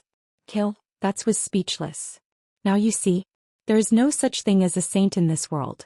At the end of the day, the so-called hero of the first two battles of the Dark Portal, Duke Marcus, is just a person who prioritizes human interests. He doesn't really want to help us high elves. When the Sun King said this, Kale, that's finally could not help but interrupt his father. That's because Kuel Salas is not in the Alliance, and the Alliance has no obligation to help us. Even when Duque returned, you never expressed your willingness to return to the Alliance. Anastrian was enraged as well. He knocked the end of his luxurious king's scepter onto Kale, that's shoulder armor. Although it did not hurt, the strong impact made Kale, that's feel humiliated. Only the elders of the High Elves would use this method to discipline their underage children. However, Kale, that was over 1,000 years old. This meant that his father did not recognize him as an adult elf at all. The Sun King's roar shook the entire inner palace. My stupid child, listen up. No elf would be willing to join the alliance that wants the noble elves to submit to the humans. Your ancestor, Duresma Sunstrider, did not build a country on this continent to make the High Elves human servants. You want to join the alliance? Yes. But it must be Kuel Salas who is the alliance leader. Kale, that was dumbfounded. He could not believe it. Was this the troll hero who personally announced an alliance with the humans 2,800 years ago, enlisted the help of the humans, and finally defeated the trolls to obtain Kuel Salas, the home of the High Elves? The Sun King continued to hit Kale, that's shoulder with his scepter. The heavy impact made Kale, that's kneel involuntarily. Open your eyes, my stupid son. Think about the meaning of the elven throne. Only the inheritance of the High Elves is meaningful. No, under extreme circumstances, only the inheritance of the Sunstrider is the only meaning of our existence in this world. Since it was our Sunstrider kingdom that raised Sylvanas, she also has the obligation to die for the Sunstrider family. Anyway, the Windrunner is a traitor. There is nothing wrong with letting the traitor pay with his life. What? What an extremely selfish statement. Is he really my king father? Kale, that was struck by lightning. At this moment he completely lost the ability to speak. As if realizing that he had hit his son too hard, Anastrian's tone finally softened. He patted his son's shoulder. Of course, as a king I am generous and benevolent. Since Sylvanas voluntarily returned to Kuel Salas, I will not target her and deliberately send her to her death. I will only arrange for her to go to the front line. If she dies in battle, it only proves that she is incompetent or unlucky. If she makes enough contributions, I do not mind promoting her to the position of Ranger Commander, sitting in her sister's position. Chapter 782. Kale, that didn't know how he walked out of the palace. He felt that some kind of belief was collapsing in his heart. Was this the belief he had believed in for 1,000 years? It wasn't the pursuit of the ultimate in magic, but a simple nostalgia for power and worship of power? So what if Sylvanas reached her sister's position one day? There were only so many high positions in the kingdom, like a transparent pyramid that could be seen from the bottom to the top. However, unless one was an elven mage with a noble bloodline, it was impossible to reach the top. The so-called promotion was just a seemingly beautiful and dirty lie. Looking up at the sky, Kale, that sighed. He suddenly realized that he was very envious of humans, especially Duque.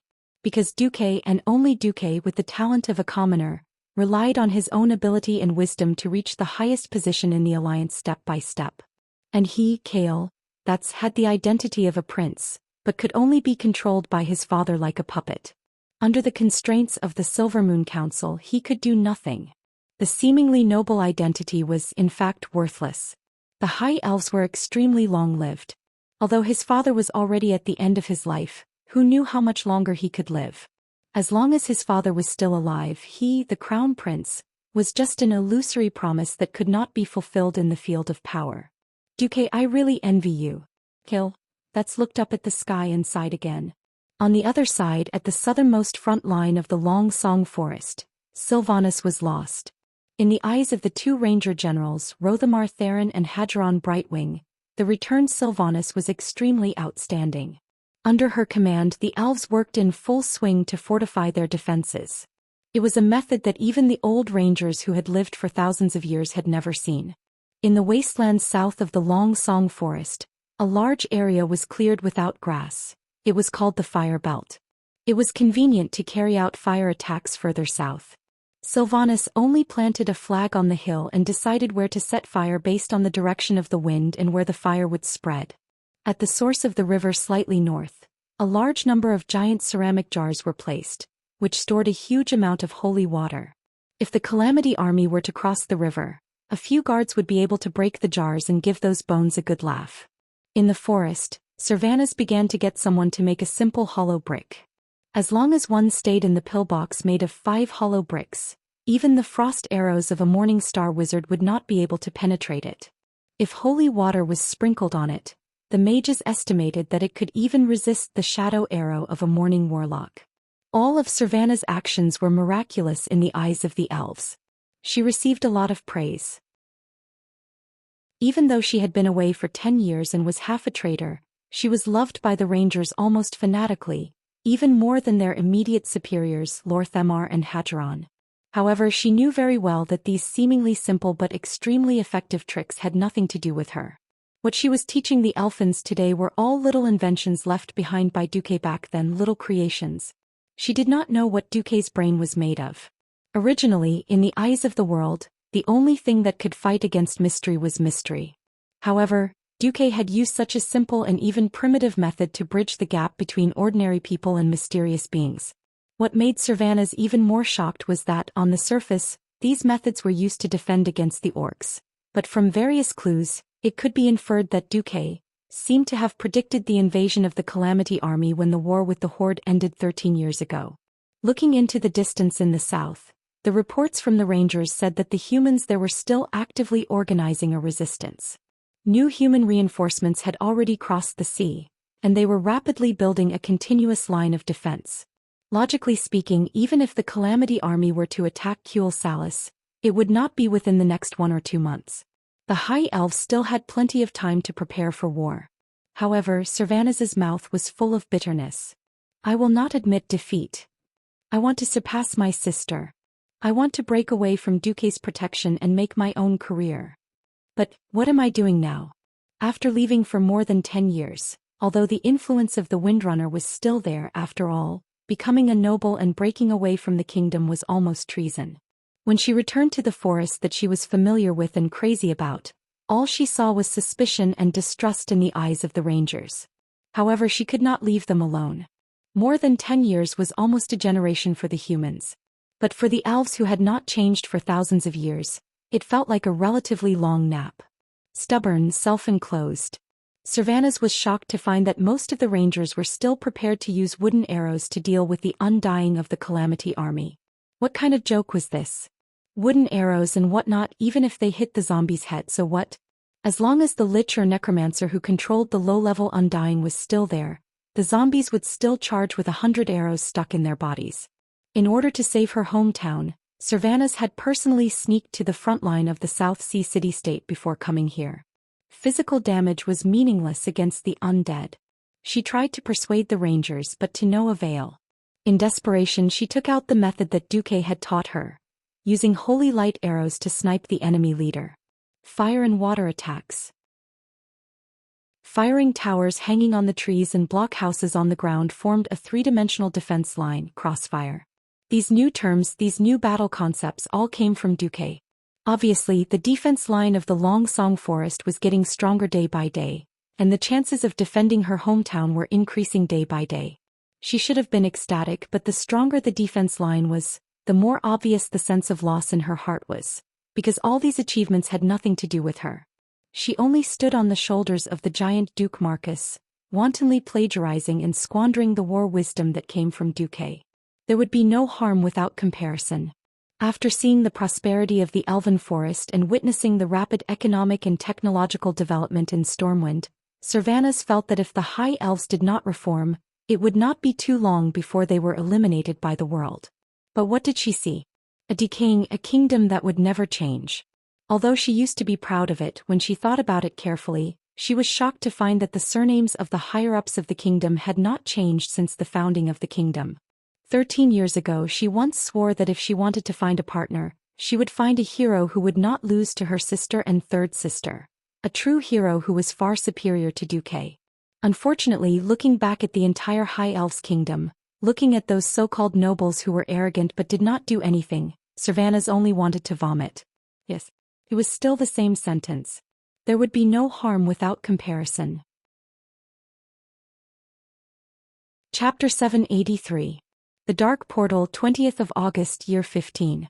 Duke Bolvar Dragon, one of the higher-ups of the Alliance, risked his life to teleport directly to Silver Moon City.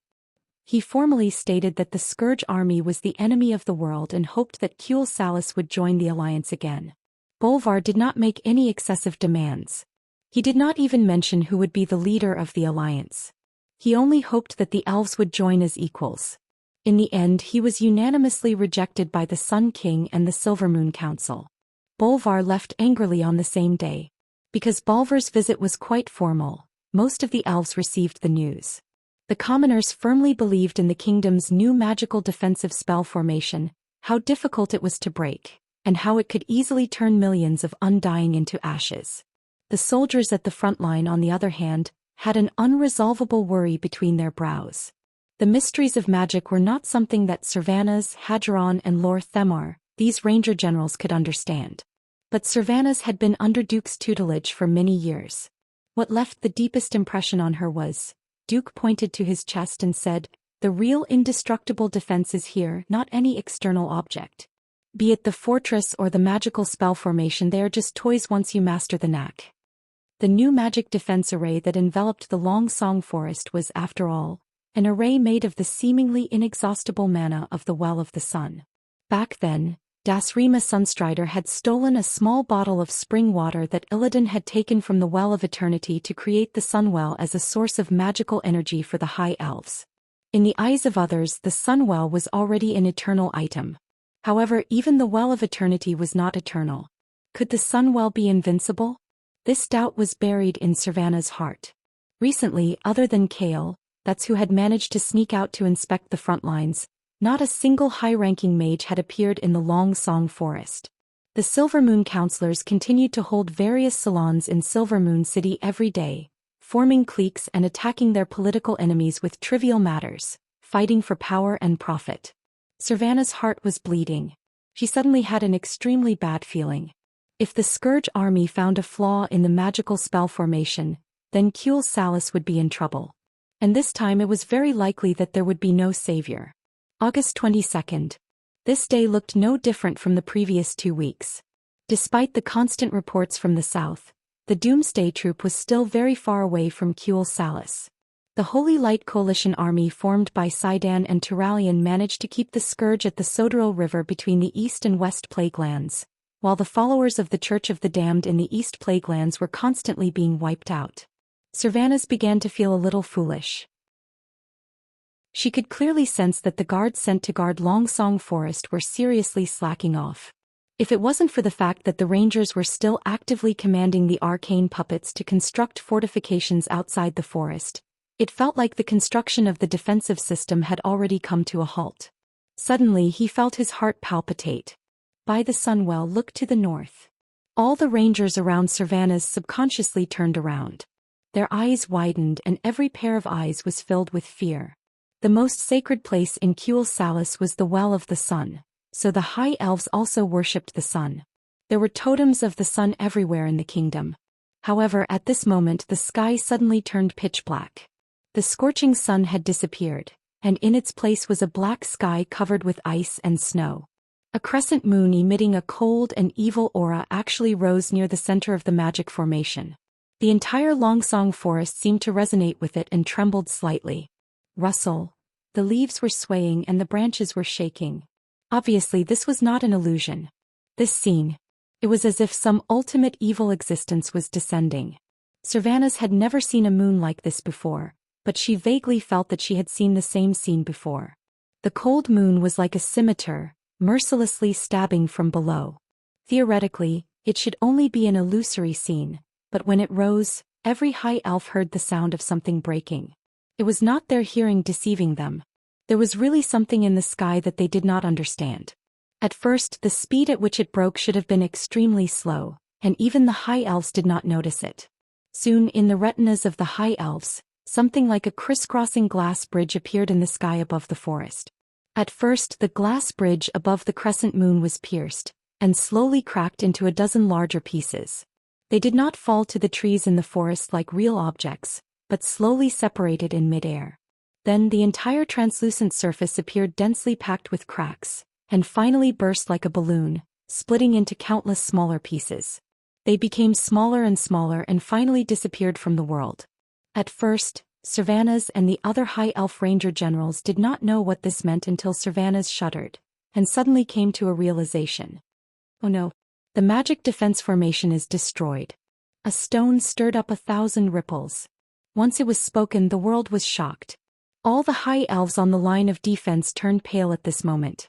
In the center of the original magic formation, a high elf in noble clothes with the emblem of the Silver Moon Council on his chest cast a spell.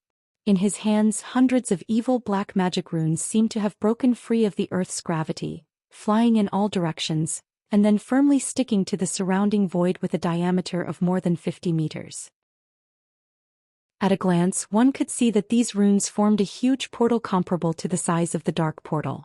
In the first few seconds, this huge portal was like a quiet painting, incomparably quiet. A few seconds later, the portal surged with black magic waves, rolling and churning like boiling water. In the next instant, a few wills emitting evil auras descended. Several demon eyes suddenly opened near the portal, and the disgusting evil eyes spun around quickly, scanning everything in the surroundings. On the other side of the portal, several existences began to pass through the void at high speed, pulling out long white cold tails in the illusory sky. The huge portal was like a volcanic eruption, spewing out countless black shadows straight into the sky. It was as if a black rain had fallen from the sky. At first there were stars, and then the black dots rapidly grew in size in midair. When these dense black dots completely returned to their original form, they had already filled every corner of the forest within a 5-kilometer radius. The Calamity Army. Arthas walked out of the portal with Frostmourne in hand. She tilted her head and revealed an evil smile. Dargan, you did well. Chapter 784. The surrounding space gradually darkened, and everything in his field of vision seemed to be covered in a thick layer of black snow. The cold air emitted from Frostmourne dyed half of the Long Song forest a deathly pale white. Darkin's dark green eyes reflected the black lines that hung down from the ceiling. It was a characteristic of those who practiced dark magic, but he usually used magic tools to conceal it well. That's right, the strongest fortress was the easiest to break through from the inside. No one would have thought that Darkin Delethil, the guardian of the magic formation and a member of the Silver Moon Council, was actually a degenerate who worshipped dark magic and pursued eternal life. Most importantly, he was not a follower of the Church of the Damned. It was a pleasant surprise that the Lich King Nizul had unintentionally discovered when he scanned Kuel Salis with his divine will. Both parties hit it off immediately. As a member of the Silver Moon Council, Darkin's path to promotion had been blocked. He could not advance to Breaking Dawn, nor could he seize the throne of the king. Facing the end of his life step by step, he was unwilling and indignant. That stubbornness and endless thirst for power drove him step by step into depravity. The most prosperous countries were often the easiest to breed the darkest depravity. Darkin was undoubtedly one of the best of the best. This wide-area defensive magic formation that Kuel Salis had spent countless resources, manpower and resources to create could not be completely handed over to Darkin. However, the Sun King and the Silver Moon Council did not expect that the key to the other magic formation was in the hands of the resourceful Ranger General, Theron. Both Theron and Darkin, as well as the elf knight Riadaline who had sought refuge with Duque, were close friends. Darkin easily swindled the magic key to enter the core of the magic formation. The source of mana for the magic formation in the Long Song forest naturally came from the mana vein that extended from the Sunwell. Darkin used the knowledge that the Lich King had taught him to easily reverse everything. Not only did he open the magic array, but he also used the magic power supplied to the magic array to create a portal that was almost as large as the dark portal, allowing the million elites of the Scourge army to travel more than 2,000 kilometers and appear in the core area of the Long Song Forest. Seeing Arthas walk up to him with his head held high, receiving praise from the leader of the Death Knights, Dalkin trembled in excitement. "Thank you, Your Majesty Lich King, for your appreciation. Thank you, Lord Arthas, for your praise. You won't be left out. Come, use your hand to hold the edge of Frostmourne." Arthas suddenly thrust the ice demon sword in her hand into the ground. Anyone could easily sense that a wave of extreme coldness was extending endlessly through the ground. The trembling Dalkin hesitated for a moment, but he immediately realized that he had betrayed the High Elves. There was no other way out for him. He clenched his teeth and gripped the edge of the magic sword tightly. Unexpectedly, his finger that touched the edge of the sword was not cut off. Instead, the coldness that gushed out from the magic sword took away his life. Dalkin was dead. However, death was not the end. A lich dressed in blue and white magic robes suddenly appeared behind him. If there were any familiar faces, they would be able to recognize him from his pale face that he was the former Breaking Dawn archwizard Antonidas, who had turned from the most powerful human to the most powerful undying lich. Old Anthony stretched out his bony palm and placed it on the thin layer of ice on Dalkin's back. There was no feeling of touching something hard. Instead, Antonida's palm passed through the layer of ice as if it was soaked in water, pressing against Dalkin's back. Magic circuit. Reconstruct. This is a good material. In a few short breaths, the Breaking Dawn lich retracted his palm, and the ice on Dalkin's body suddenly exploded. Haha. Is this the power of death? Is this the power of immortality? Ha! How sweet. How intoxicated I am. Dalkin came back to life, as an undying. The last trace of blood on his body had just faded, and the elements dancing in his palm had all turned into black dark force. How is it? Arthas asked. Willingly transformed into a lich is at least 30% stronger than an ordinary one, Antonidas replied. Very good. The fallen prince laughed. At this moment, Dalkin suddenly discovered that Arthas had yet to draw out Frostmourne. Beneath their feet, the initial undulation had turned into a huge vibration akin to surfing waves. Arthas had arrived. Bottom. Damn. Already. What? Really?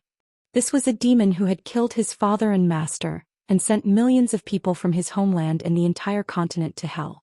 The smile on his face turned into a sinister grin. I've always found the High Elves annoying since I was young.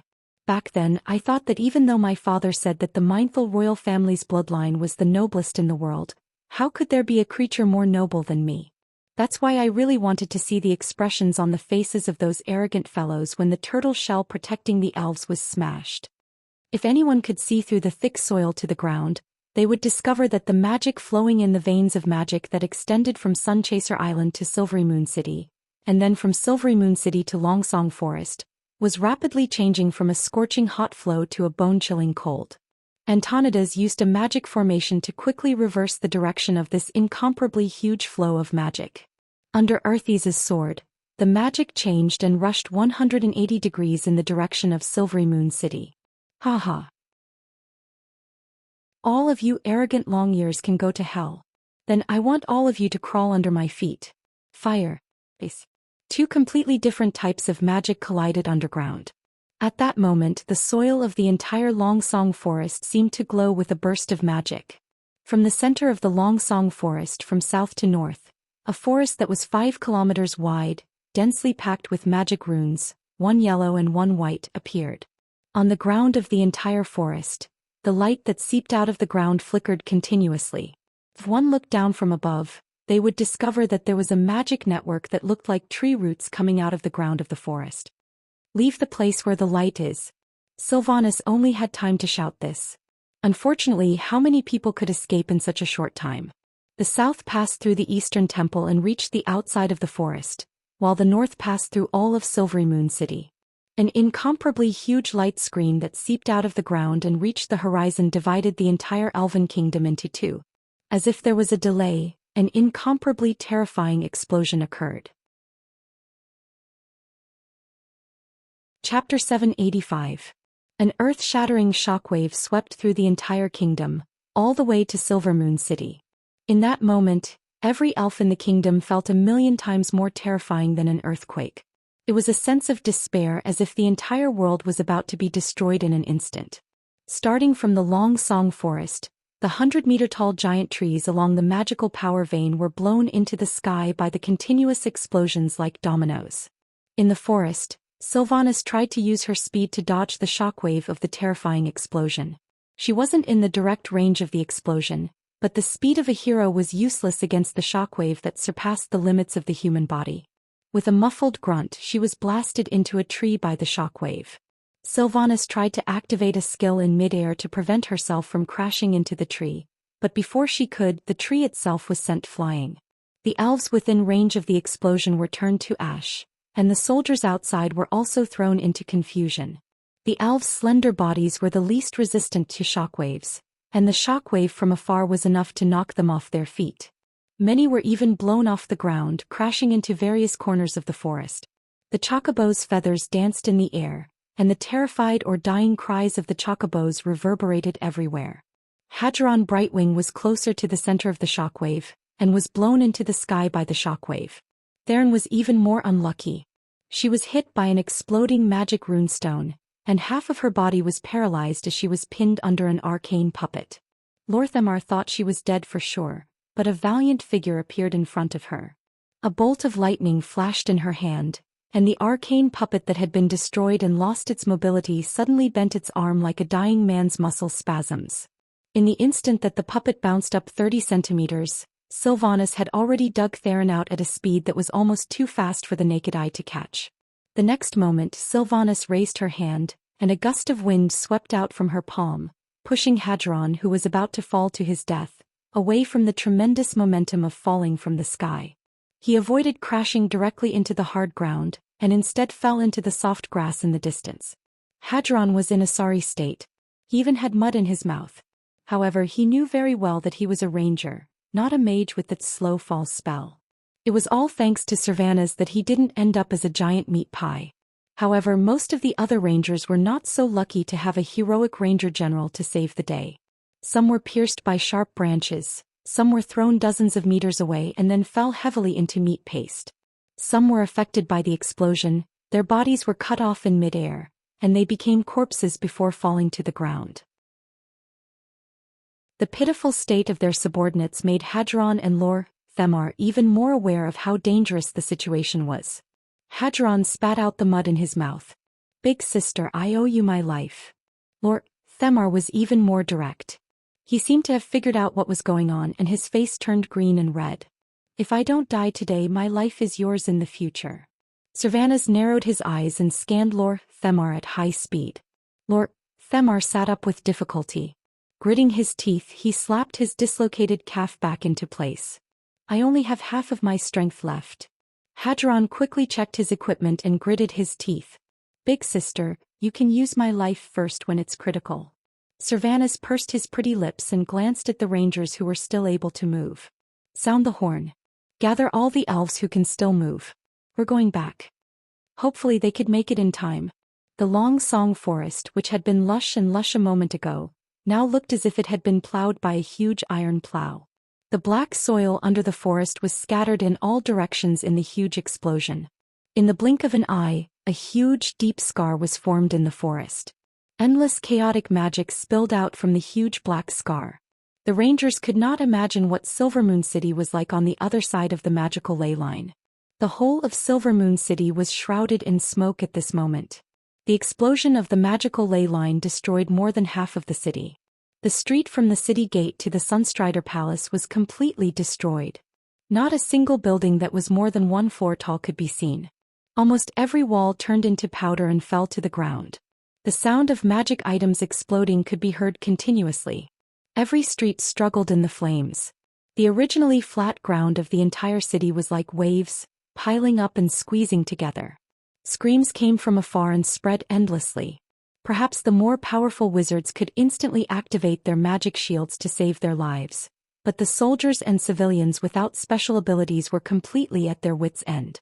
Anastrian, the Sun King, and several members of the Silver Moon Council rushed out. They saw that Silver Moon City, which had been incomparably beautiful just a minute ago, had already been reduced to ruins. There were shocking collapsed ruins everywhere. It was as if a terrible earthquake had happened. By the Well of the Sun, what happened? The Sun King had just finished talking to himself. Screams suddenly came from where the city gate should have been, as well as the vague light of destructive magic. Was that a battle? Ah! The screams could be heard clearly even from a few kilometers away because the screams were getting louder and louder. Anastrian was not someone who had never experienced war, but was a fool who had been numbed by peace. He immediately realized that this was definitely a premeditated attack. The increasing dark aura in the direction of the city gate told him the identity of the attacker, the Doomsday Army. They had no intention of saving the victims in the city. The Sun King's expression turned cold. Guards, gather everyone who can fight and set up a defense line in the palace. He ordered his subordinates to set up a defense, but the Sun King didn't enter the palace himself. Instead, he walked out of the palace, surrounded by guards. A Silver Moon Council member asked in shock, "Your Majesty, where are you going?" The Well of the Sun, the hearts of the council members thumped. They realized His Majesty's choice. In the eyes of the king, only the Well of the Sun was the root of the High Elves. He had already abandoned the 100,000 to 80,000 elves who were still alive in Silver Moon City. A council member couldn't help but dissuade the Sun King. "Your Majesty, are you going to abandon your subjects just like that?" Before Anastrian could finish, something even more shocking to him as well as all the council members and guards happened. A bridge made of ice suddenly extended from the direction of the city gate to everyone in a few breaths. Before anyone could react, a huge ice disk carrying a few figures that emitted an ominous aura had already arrived. Chapter 786. Kuel Salas's self-isolation was for political and military reasons. In fact, the High Elves were everywhere in the Eastern Kingdom in terms of life, economy and so on. Didn't they see that King Dalen's lover was an elf? Not joining the alliance to fight against the Calamity Army didn't mean that Anastrian didn't know what was going on outside. Even if he knew, his heart still couldn't help but skip a beat when he saw the standard dead face of his old friend Antonidas. There were sounds of moaning and crying, the crackling sounds of fire burning the city, the loud sounds of explosions, and the increasingly loud sounds of killing coming from the original direction of the city gate. The Sun King didn't pay attention to all these sounds. All his attention was on Antonidas, who had become a lich, and the Death Knight beside him who held a skeleton-shaped magic sword. Along with the evil aura that was so thick that it could not be dispersed was the cloudless frost that quickly covered the entire sky above Silver Moon City, blocking out the sun and destroying the summer. 3 seconds later, a voice came from the sky above the Kuel Salas Palace. "Anastrian." The voice was clear, dignified and carried an inhuman coldness. It seemed to show its owner's indifference and cruelty towards life. The Sun King squinted his eyes that had crow's feet at the corners. His face scrunched up and he snorted coldly without showing any weakness. "Arthas?" Unless the king was as outstanding as Thoradin the Great, humans with short lifespans wouldn't attract the Sun King's attention, no matter if they were high and mighty kings or lowly peasants. But Arthas was different. Apart from his notorious patricide and master-killing, he also represented another meaning: eternity. Even though he was a dead person, his strength made up for his appearance. There was a flash of jealousy in Anastrian's eyes, and Antonidas caught on to his negative emotions. As the most evil magic weapon and a magic sword that could seduce people, Frostmourne wouldn't let go of this point. The whisper from the demon's sword caused Arthas's lips to curl into a strange smile. Sun King stabbed his gorgeous and dazzling golden staff into the stone bricks of the palace and sneered. "You guys are not bad." "You're not bad either." The Sun King merely glanced at Darkhand the Great Traitor before withdrawing his gaze. "If you're here to kill me and snatch the Well of the Sun," he bellowed in a deep voice, "bring it on." "Kill you? Snatch the Sun Well? When have I ever said such a thing?" Arthas chuckled softly. Then a fanatical look appeared on his face. "No. I'm here on behalf of the Lich King to grant you eternity. As long as you are willing to become a lich, you will be able to exist in this world forever and rule over your subjects forever. Furthermore, you will be even more powerful. Strong. Big. It was almost as if they were responding to Arthes's declaration. At some point in time, the Death Knights had already passed through the ruins of Silvery Moon and arrived in front of the palace. They dismounted from their skeletal warhorses and knelt on one knee, placing their left hands on their chests to show their utmost respect to the owner of the declaration. The great Lich Antonidas took a step forward and smiled as well. "Old friend, look at how weak you are. Just like how I was a few months ago. Time destroyed our bodies, causing our magic to deteriorate day by day. But now I'm different." Different? After sensing the Sun-Well magical power veins that were still flowing under the palace, the Sun King raised his head in disdain and declared confidently, "This is Silver Moon City, my home ground. No existence can defeat me here. Antonidas, you tied with me before purely because we were in a neutral area." Home ground. Antonidas smiled mysteriously. "This is not just your home ground." The next moment, Anastrian understood what his old opponent meant. Death, terror, anguish, fear.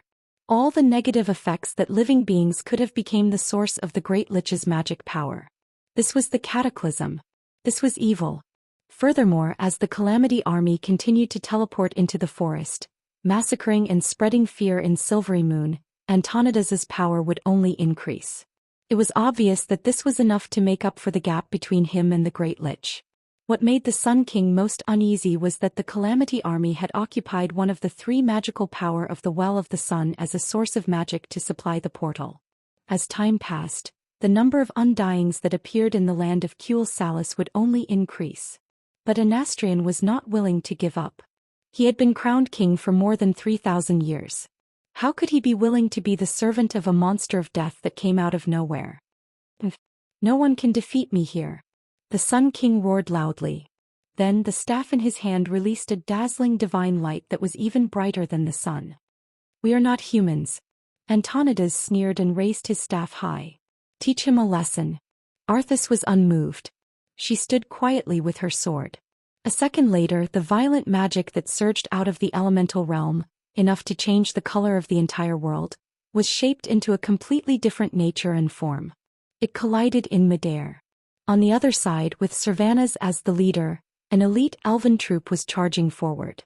The composition of this troop was very complicated. There were rangers, warriors, spellbreakers, paladins, and many arcane puppets that were originally set up at the front line. Because the attack was too fierce, many people only realized that they had been left behind by the troops after they had dealt with the enemies in front of them. The injured were left behind. Those who could not catch up were left behind.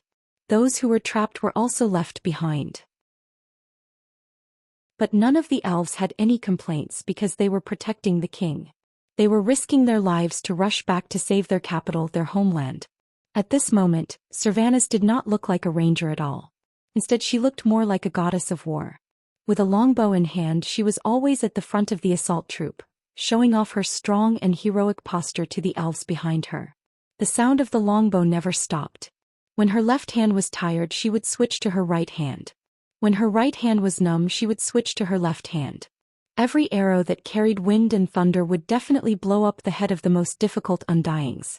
Perhaps a lich with powerful magic power could ignore the undyings' defense arrows and break the undying's magic shields, using the power of thunder to destroy the undying's souls.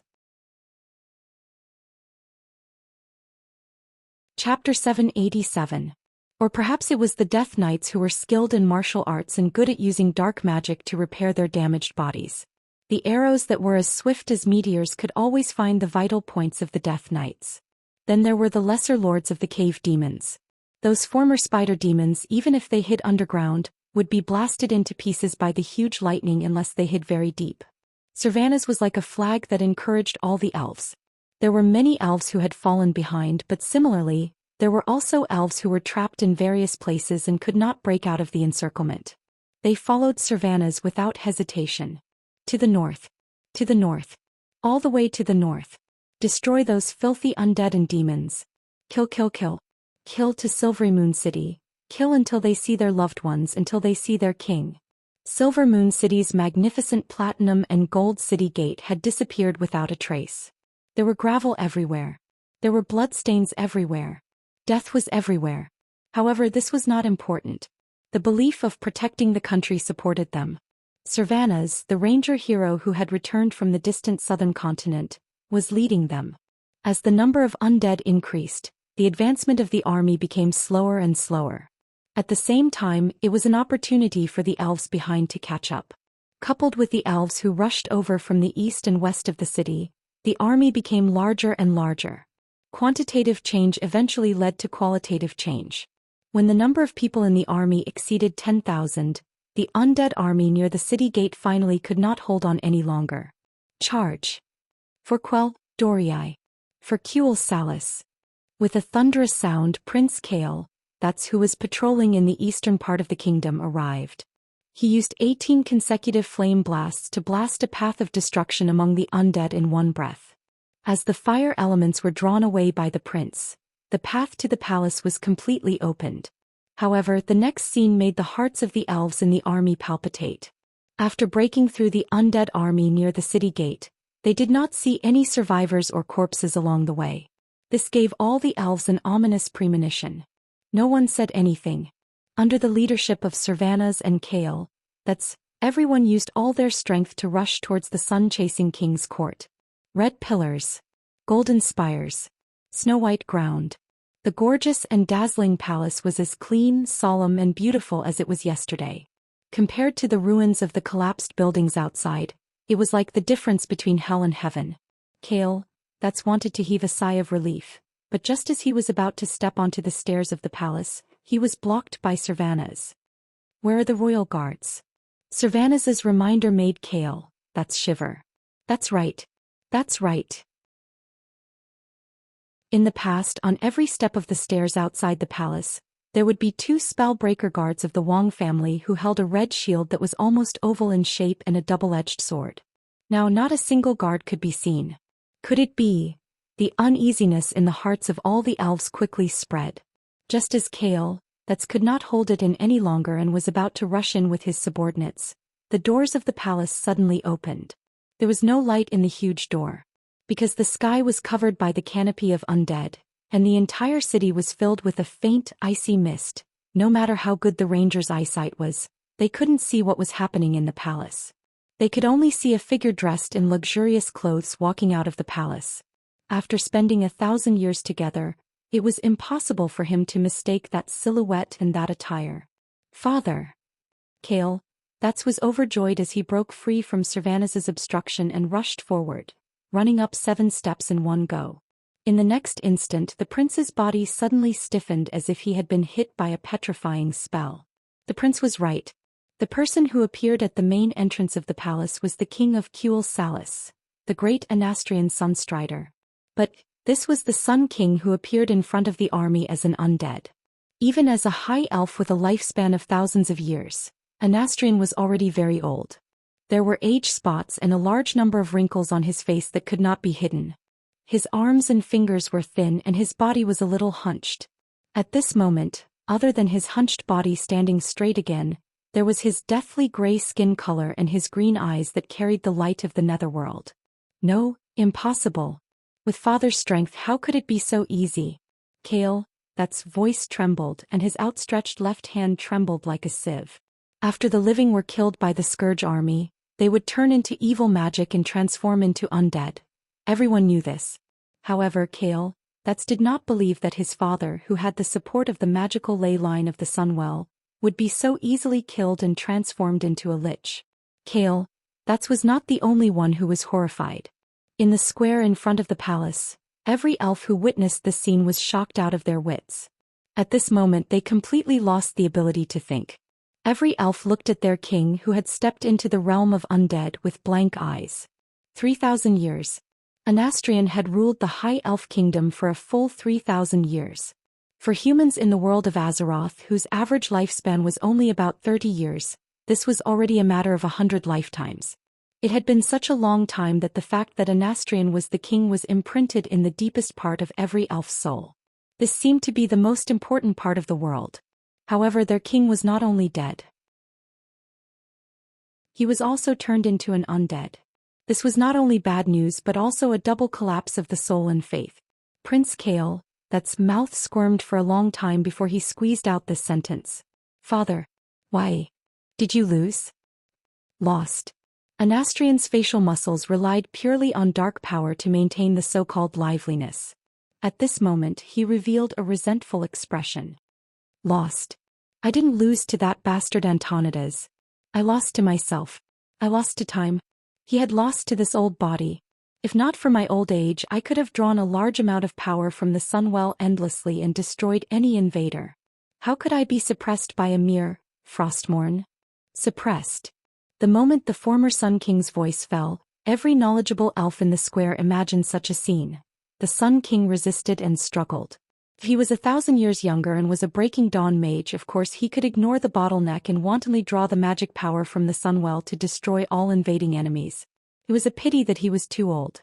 Whether it was the total amount of magic power or the amount of magic power output per unit of time, both had declined greatly. So he lost. However, this was not the end of everything. Chapter 788. The Sun King's declaration continued.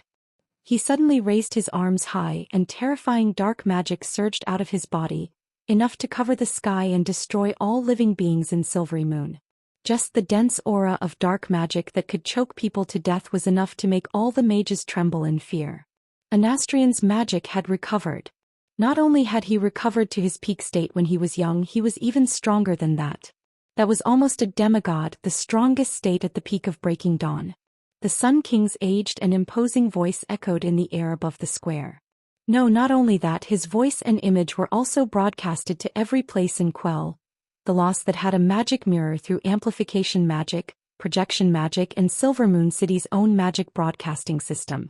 I have to admit that His Majesty the Lich King is more powerful. He is more suitable to be the master of this world. For greater power, for immortality, I, the Sun King, Anastrian Sunstrider, swear allegiance to His Majesty the Lich King and become his general, on par with Arthas Menethil. As soon as these words were said, the world was shocked. Surrendered. The arrogant Sun King had actually surrendered. If the Sun King died in battle, no matter how unreliable his reign was in his later years, the elves would still respect and worship him. A king who died to protect his country and his people was definitely worthy of the people's worship. His bravery would even cause the loyalty of the elves to shift to his successor, Kael. This was the case in the original history. When Kael, left Kuel Salas to find a new path for the remaining elves, Theron as the regent, did his best to rebuild his homeland. It was only when Kael, completely fell and betrayed the High Elves that Theron had no choice but to set up another faction. Now there was a serious deviation in history. Antonidas, who had died and could only wander the Dalajan ruins, had become a great lich. Now even the Sun King Anastrian had become a great lich. If Kel'Thuzad, who was about to be resurrected, then Arthas would have 3 powerful great liches under her command. At this moment no one knew that a third great lich would appear. Just the fact that the Alliance's 2 Breaking Dawn great wizards had fallen into depravity and become great liches was enough to shock every elf to the point of despair. A Breaking Dawn archmage. That was the supreme combat power of the mortal world. How could he fall just like that? No, father, it shouldn't be like this, it shouldn't be like this. On the other side, Kael, was already sobbing uncontrollably as he knelt on the stairs. He couldn't accept the fact that his father had become like this. The High Elves loved magic and pursued strength in the mysterious field, but they also loved life. This was why Quell Velos was able to nurture thousands of rangers who loved the forest in the Long Song Forest. His father did not succumb to the torment of his soul after he died in battle. Instead he voluntarily became a great lich. Kael couldn't accept it. The Sun King sighed. My child, you don't understand the beauty of eternal life. And you can't understand the fear of old people like us who wake up every day feeling like our lives are counting down. If it weren't for Antonidas as an example, I wouldn't have made up my mind to take this step. In a sense, this was the chain effect of Antonidas' fall. His old enemy had fallen from grace and become even stronger, suppressing him. This was something that the competitive Anastrian could not accept. Similarly, this was the dark side of every old man who was afraid of death. However, Anastrian didn't know that after Arthas and Frostmourne realized this, Frostmourne had been using soul whispers to tempt him during the battle just now. No matter what, Frostmourne had succeeded. The Sun King continued to persuade him. "My child, think about it.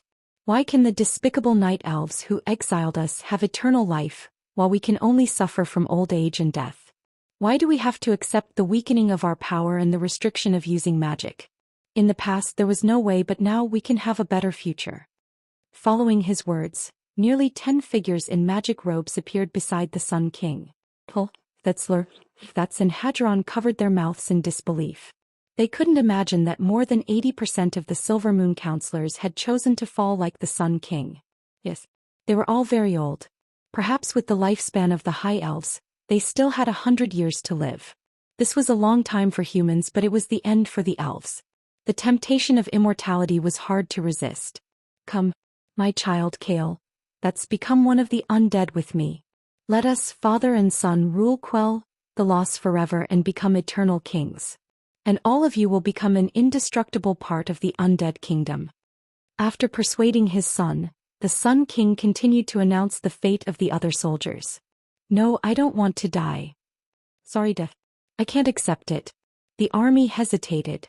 Even though this was an order from their king, the elves were still seriously shaken. If it were any other order, even if it required them to sacrifice themselves, they might gladly accept it.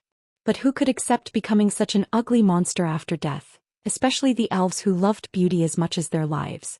The hesitation soon turned into a commotion. The crowd became agitated. The next second the situation changed again. A wall of death flames that was 50 meters high, emitting a dark aura, soared into the sky and tightly surrounded the entire square in front of the palace, including the tens of thousands of elves. This was the work of the Sun King. A former Silver Moon counselor walked out and sneered. "Lowly subjects, this is not a request from your king but an order from your king. You can choose not to accept it and be killed, but in the end you will still become immortals. Or you can voluntarily become immortals. If it's the latter, you can obtain more power than you had when you were alive." Hiss. All the elves gasped.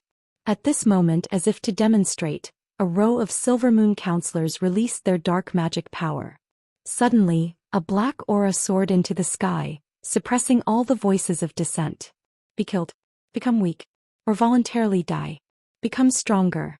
If it was death anyway, then there should be no need to consider what choice to make, right?" The voice of the Sun King sounded again. "Is there anyone else who objects? If not, my child, you will be the first to set an example for everyone."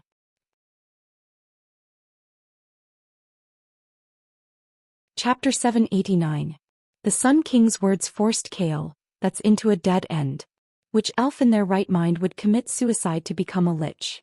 Putting aside the eternal life that the world tree brought to the night elves, just the lifespan of the high elves was extremely long.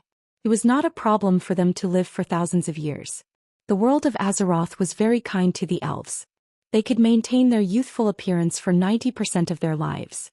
From 100 years of age to decades before their death, they would generally maintain the appearance of handsome men and beautiful women. Most elves loved beauty. Other than Darkan, who was a fanatic of dark magic, no one was willing to die and become like that. Of course, it was another matter if they were caught by a Breaking Dawn mage and forced to die. Although they did not want to admit it, there seemed to be clear evidence that a dead Breaking Dawn mage would become stronger. Should they be killed first, become weak and then be enslaved? Or should they throw themselves into the embrace of darkness? If death was the prerequisite, there was almost no need to consider this choice. Unfortunately, no one wanted to die, especially under such circumstances. Unknowingly, Prince Kale, had become the focus of the tens of thousands of elites present. Kale, was the focus of countless sword-like gazes. That feeling was worse than being cut by 1,000 knives. He could clearly hear the thoughts of the elves behind him. "We don't want to sacrifice our beauty for power. Lead us to rebel against your father. Kale, since your father is dead, regardless of whether he still exists or not, you are already our king. Why should the living listen to the orders of a dead man?" Those who were able to risk their lives to fight their way back to protect the emperor under the shroud of evil forces were naturally not weak. It was no exaggeration to say that the people gathered here were the most elite warriors of Kuel Salis. They did not lack courage, strength, or loyalty to the kingdom. What they lacked was a flag to fight against evil. Obviously they wanted Kale, that's to be this flag. Kale, that was gentle, sincere, powerful and had a perfect image. He was the role model of the entire Kuel Salis. At this moment he was also the hope of the elves. Even though they knew that they were no match for him, the hearts of the elves were still in their throats, eager to hear the declaration of resistance from the mouth of their beloved prince. No. Even if it was just a shout filled with resistance. They would not hesitate to fight the Sun King who had fallen into evil. An Astrian who attempted to drag the entire race into the abyss of death in order to not die, did not deserve to be their king. But, they were doomed to be disappointed. Palet's mouth squirmed. From the trembling of his robe, one could imagine how much his body was trembling under the robe. Your Majesty, you. Theron suddenly shouted. He hoped to wake Kale, that's up. The dead were already dead. Dead men do not deserve royal power. As long as Kale, that's the righteous prince, raised his arm and called himself king, he would definitely gain the recognition of all the soldiers. That's right. At this moment Kale, that was already a king in the truest sense of the word. He only needed to take a small step forward. No one expected Kale, that's to actually, slowly kneel down. It was obedience to his father, obedience to the former king. Whether it was sincere or forced, he knelt down. Almost every living high elf felt a burning shame. It was the most ruthless kind of humiliation, as if they were being mercilessly whipped in the face. The prince that they had high hopes for was actually such a coward. Your Highness, I was wrong about you. Hadron Brightwing, who was not far from Kale, that's roared. But a more powerful female voice interrupted him. It was Theron's voice. You still call him your Highness. He doesn't even have the most basic respect for the living. He is not worthy of being our king. In the next instant, two huge hands of magic power appeared out of thin air and sent the two ranger generals flying. Then they were pressed to the ground by the huge hands of magic power. Under the power of the mysterious magic, they could only let out muffled groans and could not utter a single word. The Sun King's voice sounded again. Come to me, my child. As a ruler, you must have the strength and dignity of a ruler. You don't have to care about their opinions. No one will oppose us. Because they will soon crawl in front of us as undead. They will be our subjects for all eternity. The voice itself had a strong magic power that completely surpassed the radiant moon level.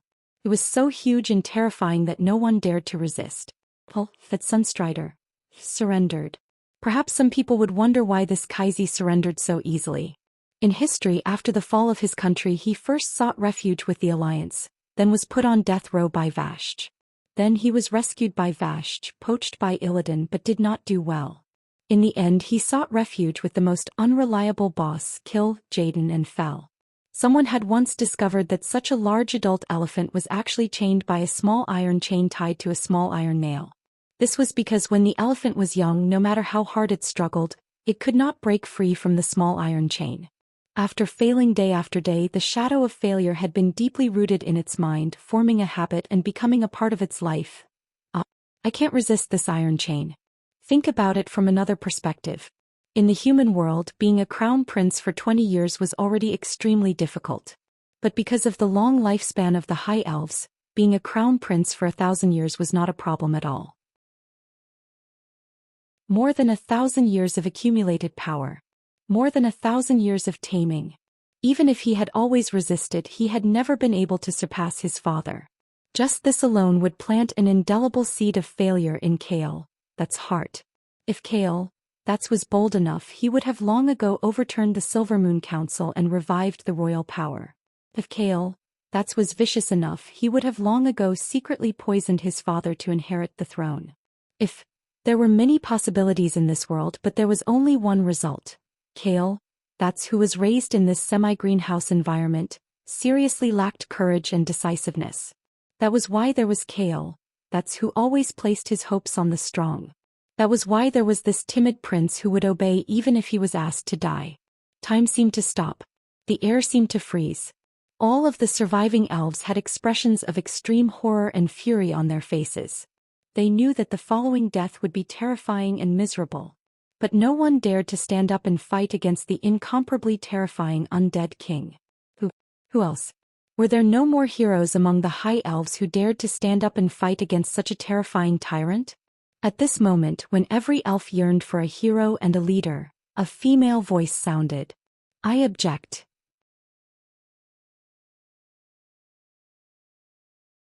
Chapter 790.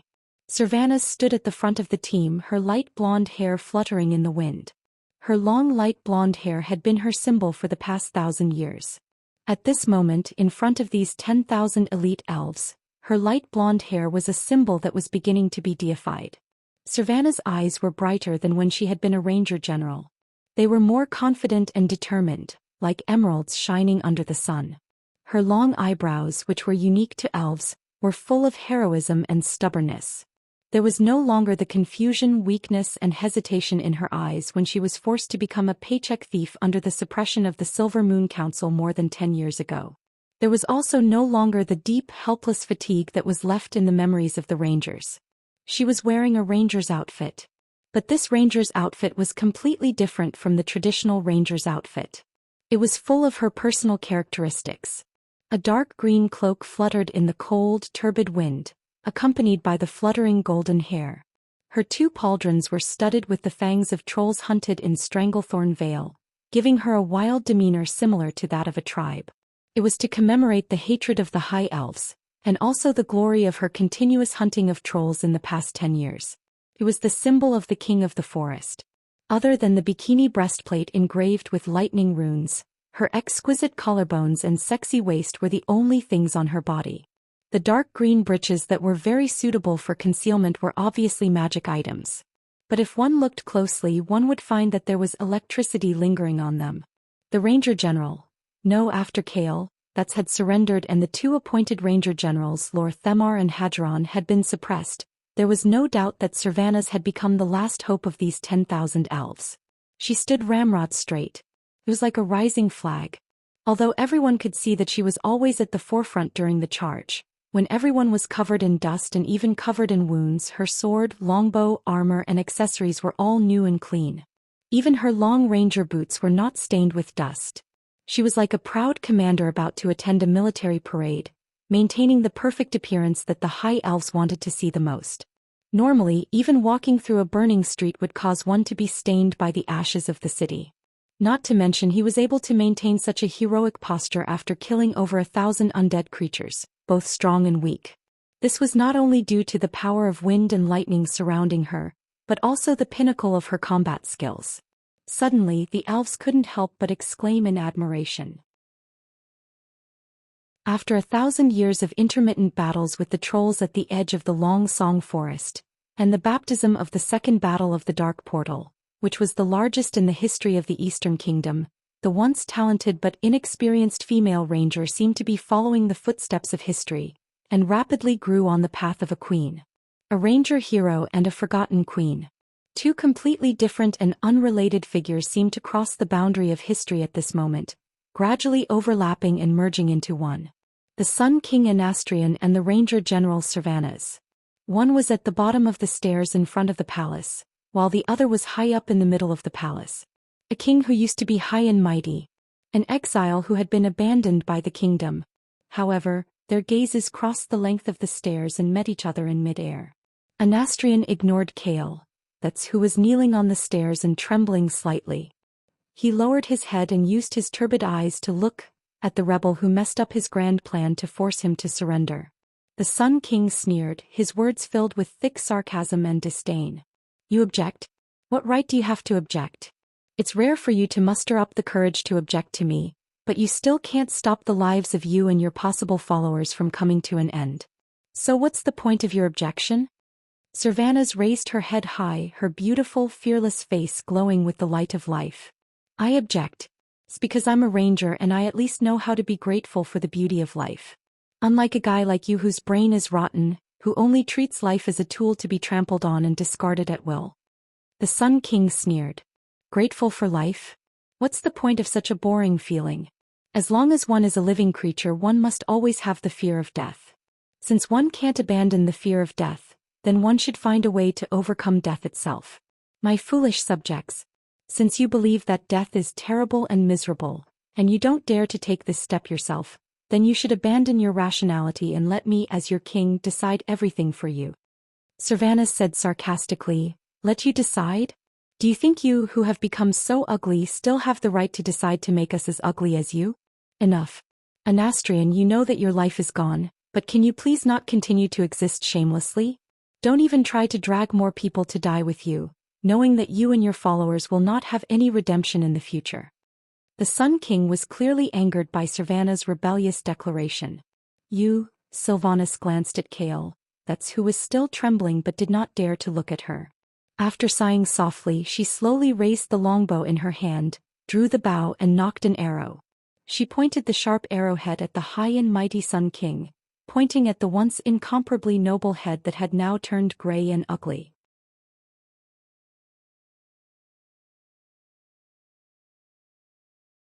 Chapter 791.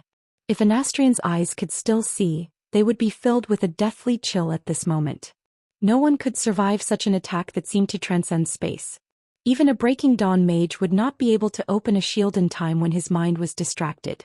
This soundless explosive shot was definitely Sylvanas' pinnacle work. Unfortunately, Anastrian was no longer human. The fallen Sun King was definitely one of the few peerless powerhouses who stood at the peak of the Undying Realm. Unlike Antonidas, who had lost many of his magic circuits before his death and almost fell to the Radiant Moon rank, Anastrian had become an Undying voluntarily. When the dark power guided by Frostmourne filled his body, his greatest weakness, aging, it was no longer his weakness. Without the bottleneck of using magic, Anastrian's current strength could be said to be at the peak of his personal peak. The arrow that contained lightning spun wildly in front of the Sun King's pupil at a speed of more than 100 revolutions per second. Not to mention a rotten eyeball. Even if it was a city wall, Sylvanas was confident that he could drill a hole through it. Unfortunately, Anastrian, who was at the peak of mysterious power in this world, had a defense that was not limited to city walls. It was a close call, but the tens of thousands of high elves still heard this word. Dark flame barrier. It was not a word that came out of the mouth, but more like it was forcefully stuffed into the minds of every elf through the soul. The dark aura instantly gathered on the Sun King's body, turning him into a black sun filled with an evil aura. High temperature, high heat, terrifying majesty and pressure. That was not an existence that mortals could look at directly. Sylvanas could not believe her eyes. With her extraordinary eyesight, she clearly saw a layer of black film appear on the retina in front of the Sun King's right pupil. It was as thin as a soap bubble. It gave her a feeling that it would burst with a poke. However, it was this seemingly unreliable and miniature black flame barrier that blocked Sylvanas' arrow that could be said to be the peak of sneak attacks. If Sylvanas had a high-powered microscope, she could have even discovered that the black flames already had a diamond-level molecular arrangement. Tisich. Sylvanas stomped her foot, and her valiant figure suddenly disappeared from where she stood. Almost at the same time, under her feet, a huge pillar of black flames that was as tall as 10 people and needed 3 people to wrap their arms around it suddenly rose up. Ah! The elves nearby screamed and retreated. It was obvious that he had missed the target. It was because in the next second, Sylvanas' figure already appeared 10 meters to the left. He drew his bow and nocked an arrow. The Valkyrie's vigorous figure seemed to move in an instant, appearing at every corner of the stairs to the royal court. Every time it appeared, it would disappear in a flash. Following that, numerous sharp arrows pierced through the air toward the Sun King. If it was any other opponent, they would have been hit by Sylvanas' arrows and become a human-shaped hedgehog.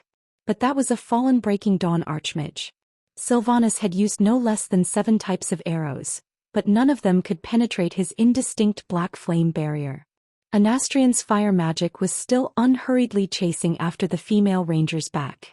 Moreover, the speed of the pursuit was getting faster and faster, not giving the female ranger any time to catch her breath. Yes, it was like an evil old cat that kept toying with a mouse after catching it, giving the mouse a chance to escape before catching it again, constantly making the mouse hover between hope and despair. In the beginning, the tens of thousands of elves still prayed for Sylvanas to show her might and destroy this king who had fallen into the abyss of evil. Because they couldn't even step over the black wall of flames in front of the stairs. Soon they became deeply uneasy. The Sun King's mockery came at the right time. I don't want to admit it, but today the entire high elf race and ancient traditions will be destroyed. Because absolute death has arrived here. It's not a mighty power that mortals can resist. Sylvanas' angry curses came from the air. So you even gave up the noble position that has been passed down for 1,000 years, and would rather become a dead dog to kneel and lick Arthas' boots. Anger without strength is just a meaningless struggle, the Sun King said disapprovingly. You can still speak to me so unyieldingly because you haven't experienced the absolute power of the Lich King, as well as the despair of invincibility. Despair? You're not worthy. Sylvanas' disdainful sneer echoed in the air. If there's a name in this world that brings me despair, that name would be Duke Marcus, not you, Anastrian. His plan that transcends time and space isn't something a fool like you can understand. At the mention of Duke's name, not only Kale, that's who was still crawling on the stairs and didn't dare to move, but even Anastrian trembled violently. Sylvanas seemed to have found the Sunstrider father and son's sore spot, and mercilessly attacked with his poisonous tongue. Haha. You're right. Even your master Arthas' hand was cut off by Duke. And your master's master, Nizul, was also defeated by Duke. Not to mention you, Anastrian. You're clearly an old dog that's afraid of death, so don't use greatness to cover up your fear of death and cowardice. When it came to arguing, the most important thing was the argument. Although Duke, who was at the peak of the Radiant Moon Realm, normally couldn't defeat a Breaking Dawn Great Wizard, everyone loved to hear this argument. I can kill your boss, I can kill your boss, I can kill you. Yes, there's nothing wrong with that. At this moment, over 10,000 elves cheered in unison. The Sun King's face darkened. His originally pale face was now like the bottom of a pot because of the power of darkness. Gritting his teeth, the Sun King said coldly, I once gave you enough opportunities to embrace the supreme power of darkness, but you stubbornly refused. Don't blame me then. You, Ranger General Sylvanas Windrunner, will be displayed in front of all elves as a warning to others for resisting stubbornly. As his voice fell, the Sun King's attack method immediately changed. Space was being divided. Of course, it wasn't that the Sun King's power had reached the point where it could cut through space. It was the wall of flames that was difficult for rangers to pass through, rapidly dividing the entire space. From the largest cube, which had a length, width and height of 500 meters, it rapidly shrunk, rapidly compressing the space that Sylvanas could move in. Chapter 792. Rangers were not mystics, and rangers did not have a strong life force or defense. In this situation, if she was a holy knight, she might be able to use invincibility to charge in and fight. But as a ranger, from the moment she could not shoot the enemy and refused to leave, Sylvanas' fate was decided. Like a poor bird in a cage, no matter how fast she flapped her wings, she could not break free from the shackles of the cage. Her space to move was getting smaller and smaller. Receive my strongest attack. The fallen king who tried to destroy his people and kingdom. Anar, Alabalor for the eternal sun. This was Sylvanas' most powerful arrow. It might be effective against other existences. The most powerful arrow often meant that she needed to stop moving and accumulate power. For a mage who had rich defense, control and countermeasure methods, it was like sending herself to death. On the contrary, the sneak attack from before would be more effective. Sylvanas did not want to use this move until the last moment. Lightning gathered on her body, and the raging wind blew away the black flames that swept over. At this moment, Sylvanas had used all the elemental power she could. Seeing this, Anastrian's gray lips twitched.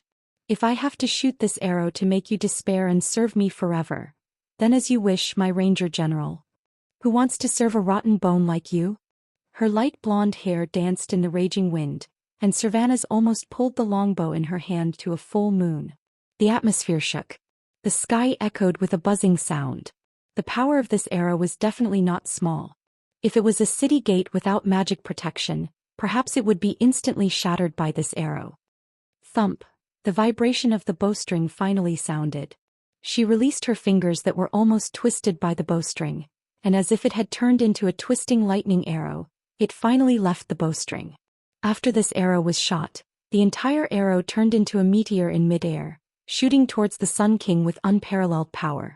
But such an arrow only passed through the 3 layers of black flames between her and the Sun King, and was annihilated. It disappeared without a trace, as if it had never existed in this world. Just kill me. Servanas said through gritted teeth. A sneer appeared at the corner of the Sun King's lips. Huh. He didn't even bother to raise his staff. With a point of his skinny finger, an illusory black skeleton rushed towards her with a roar. Servanas let out a whimper. She never cried out of fear or regret. This brief, hoarse whimper was born of anger, hatred, and righteous rage, because she could not stop the evil king who had become the fallen. Even if she sacrificed everything she had, even her life, she still wouldn't be able to stop it. She suddenly remembered the advice of Wuxia and the others before she left. Wait for Duque. Duque will definitely have a way.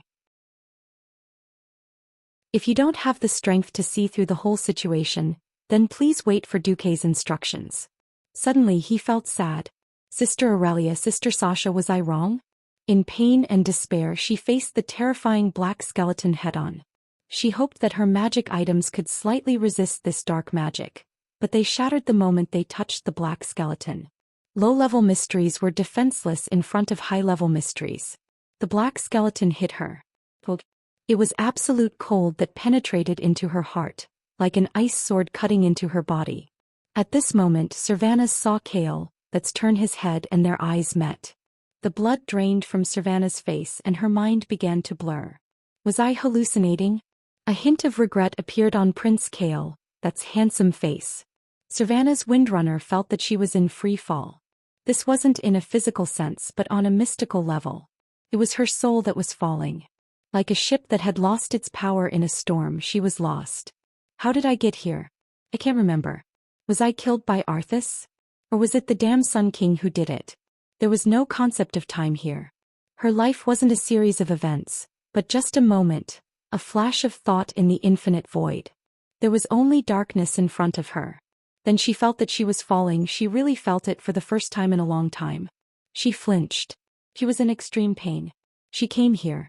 She felt that her soul was being torn to pieces. She only felt pain. Did fighting against evil bravely and protecting her home mean endless pain? Despair. Fear. Strange things appeared in the endless darkness.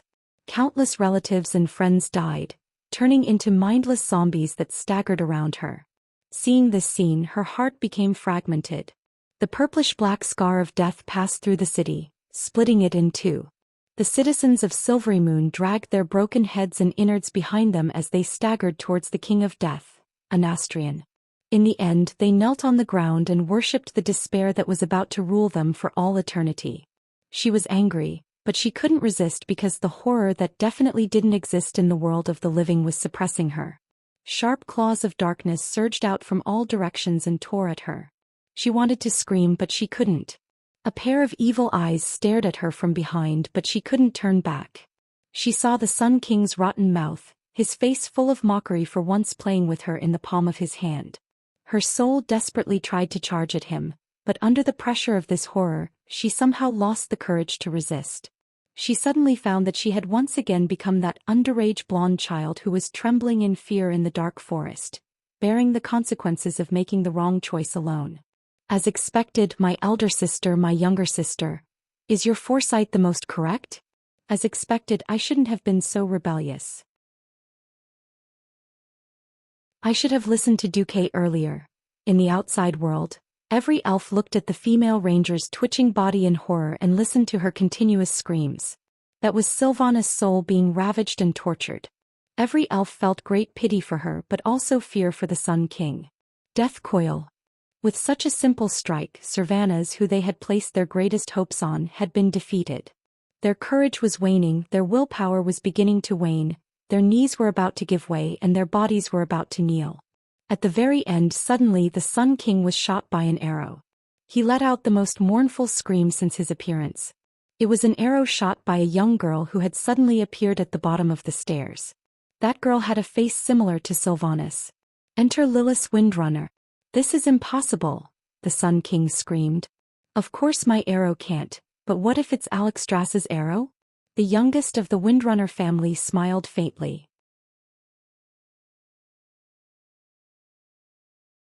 Chapter 793.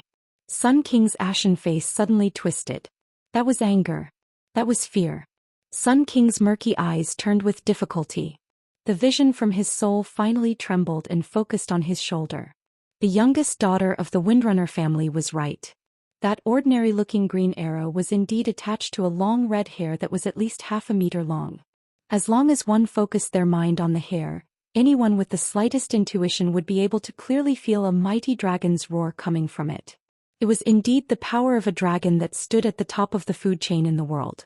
This terrifying power that seemed to be able to incinerate all unclean things in the world was definitely the power of Xianxia, the giver of life.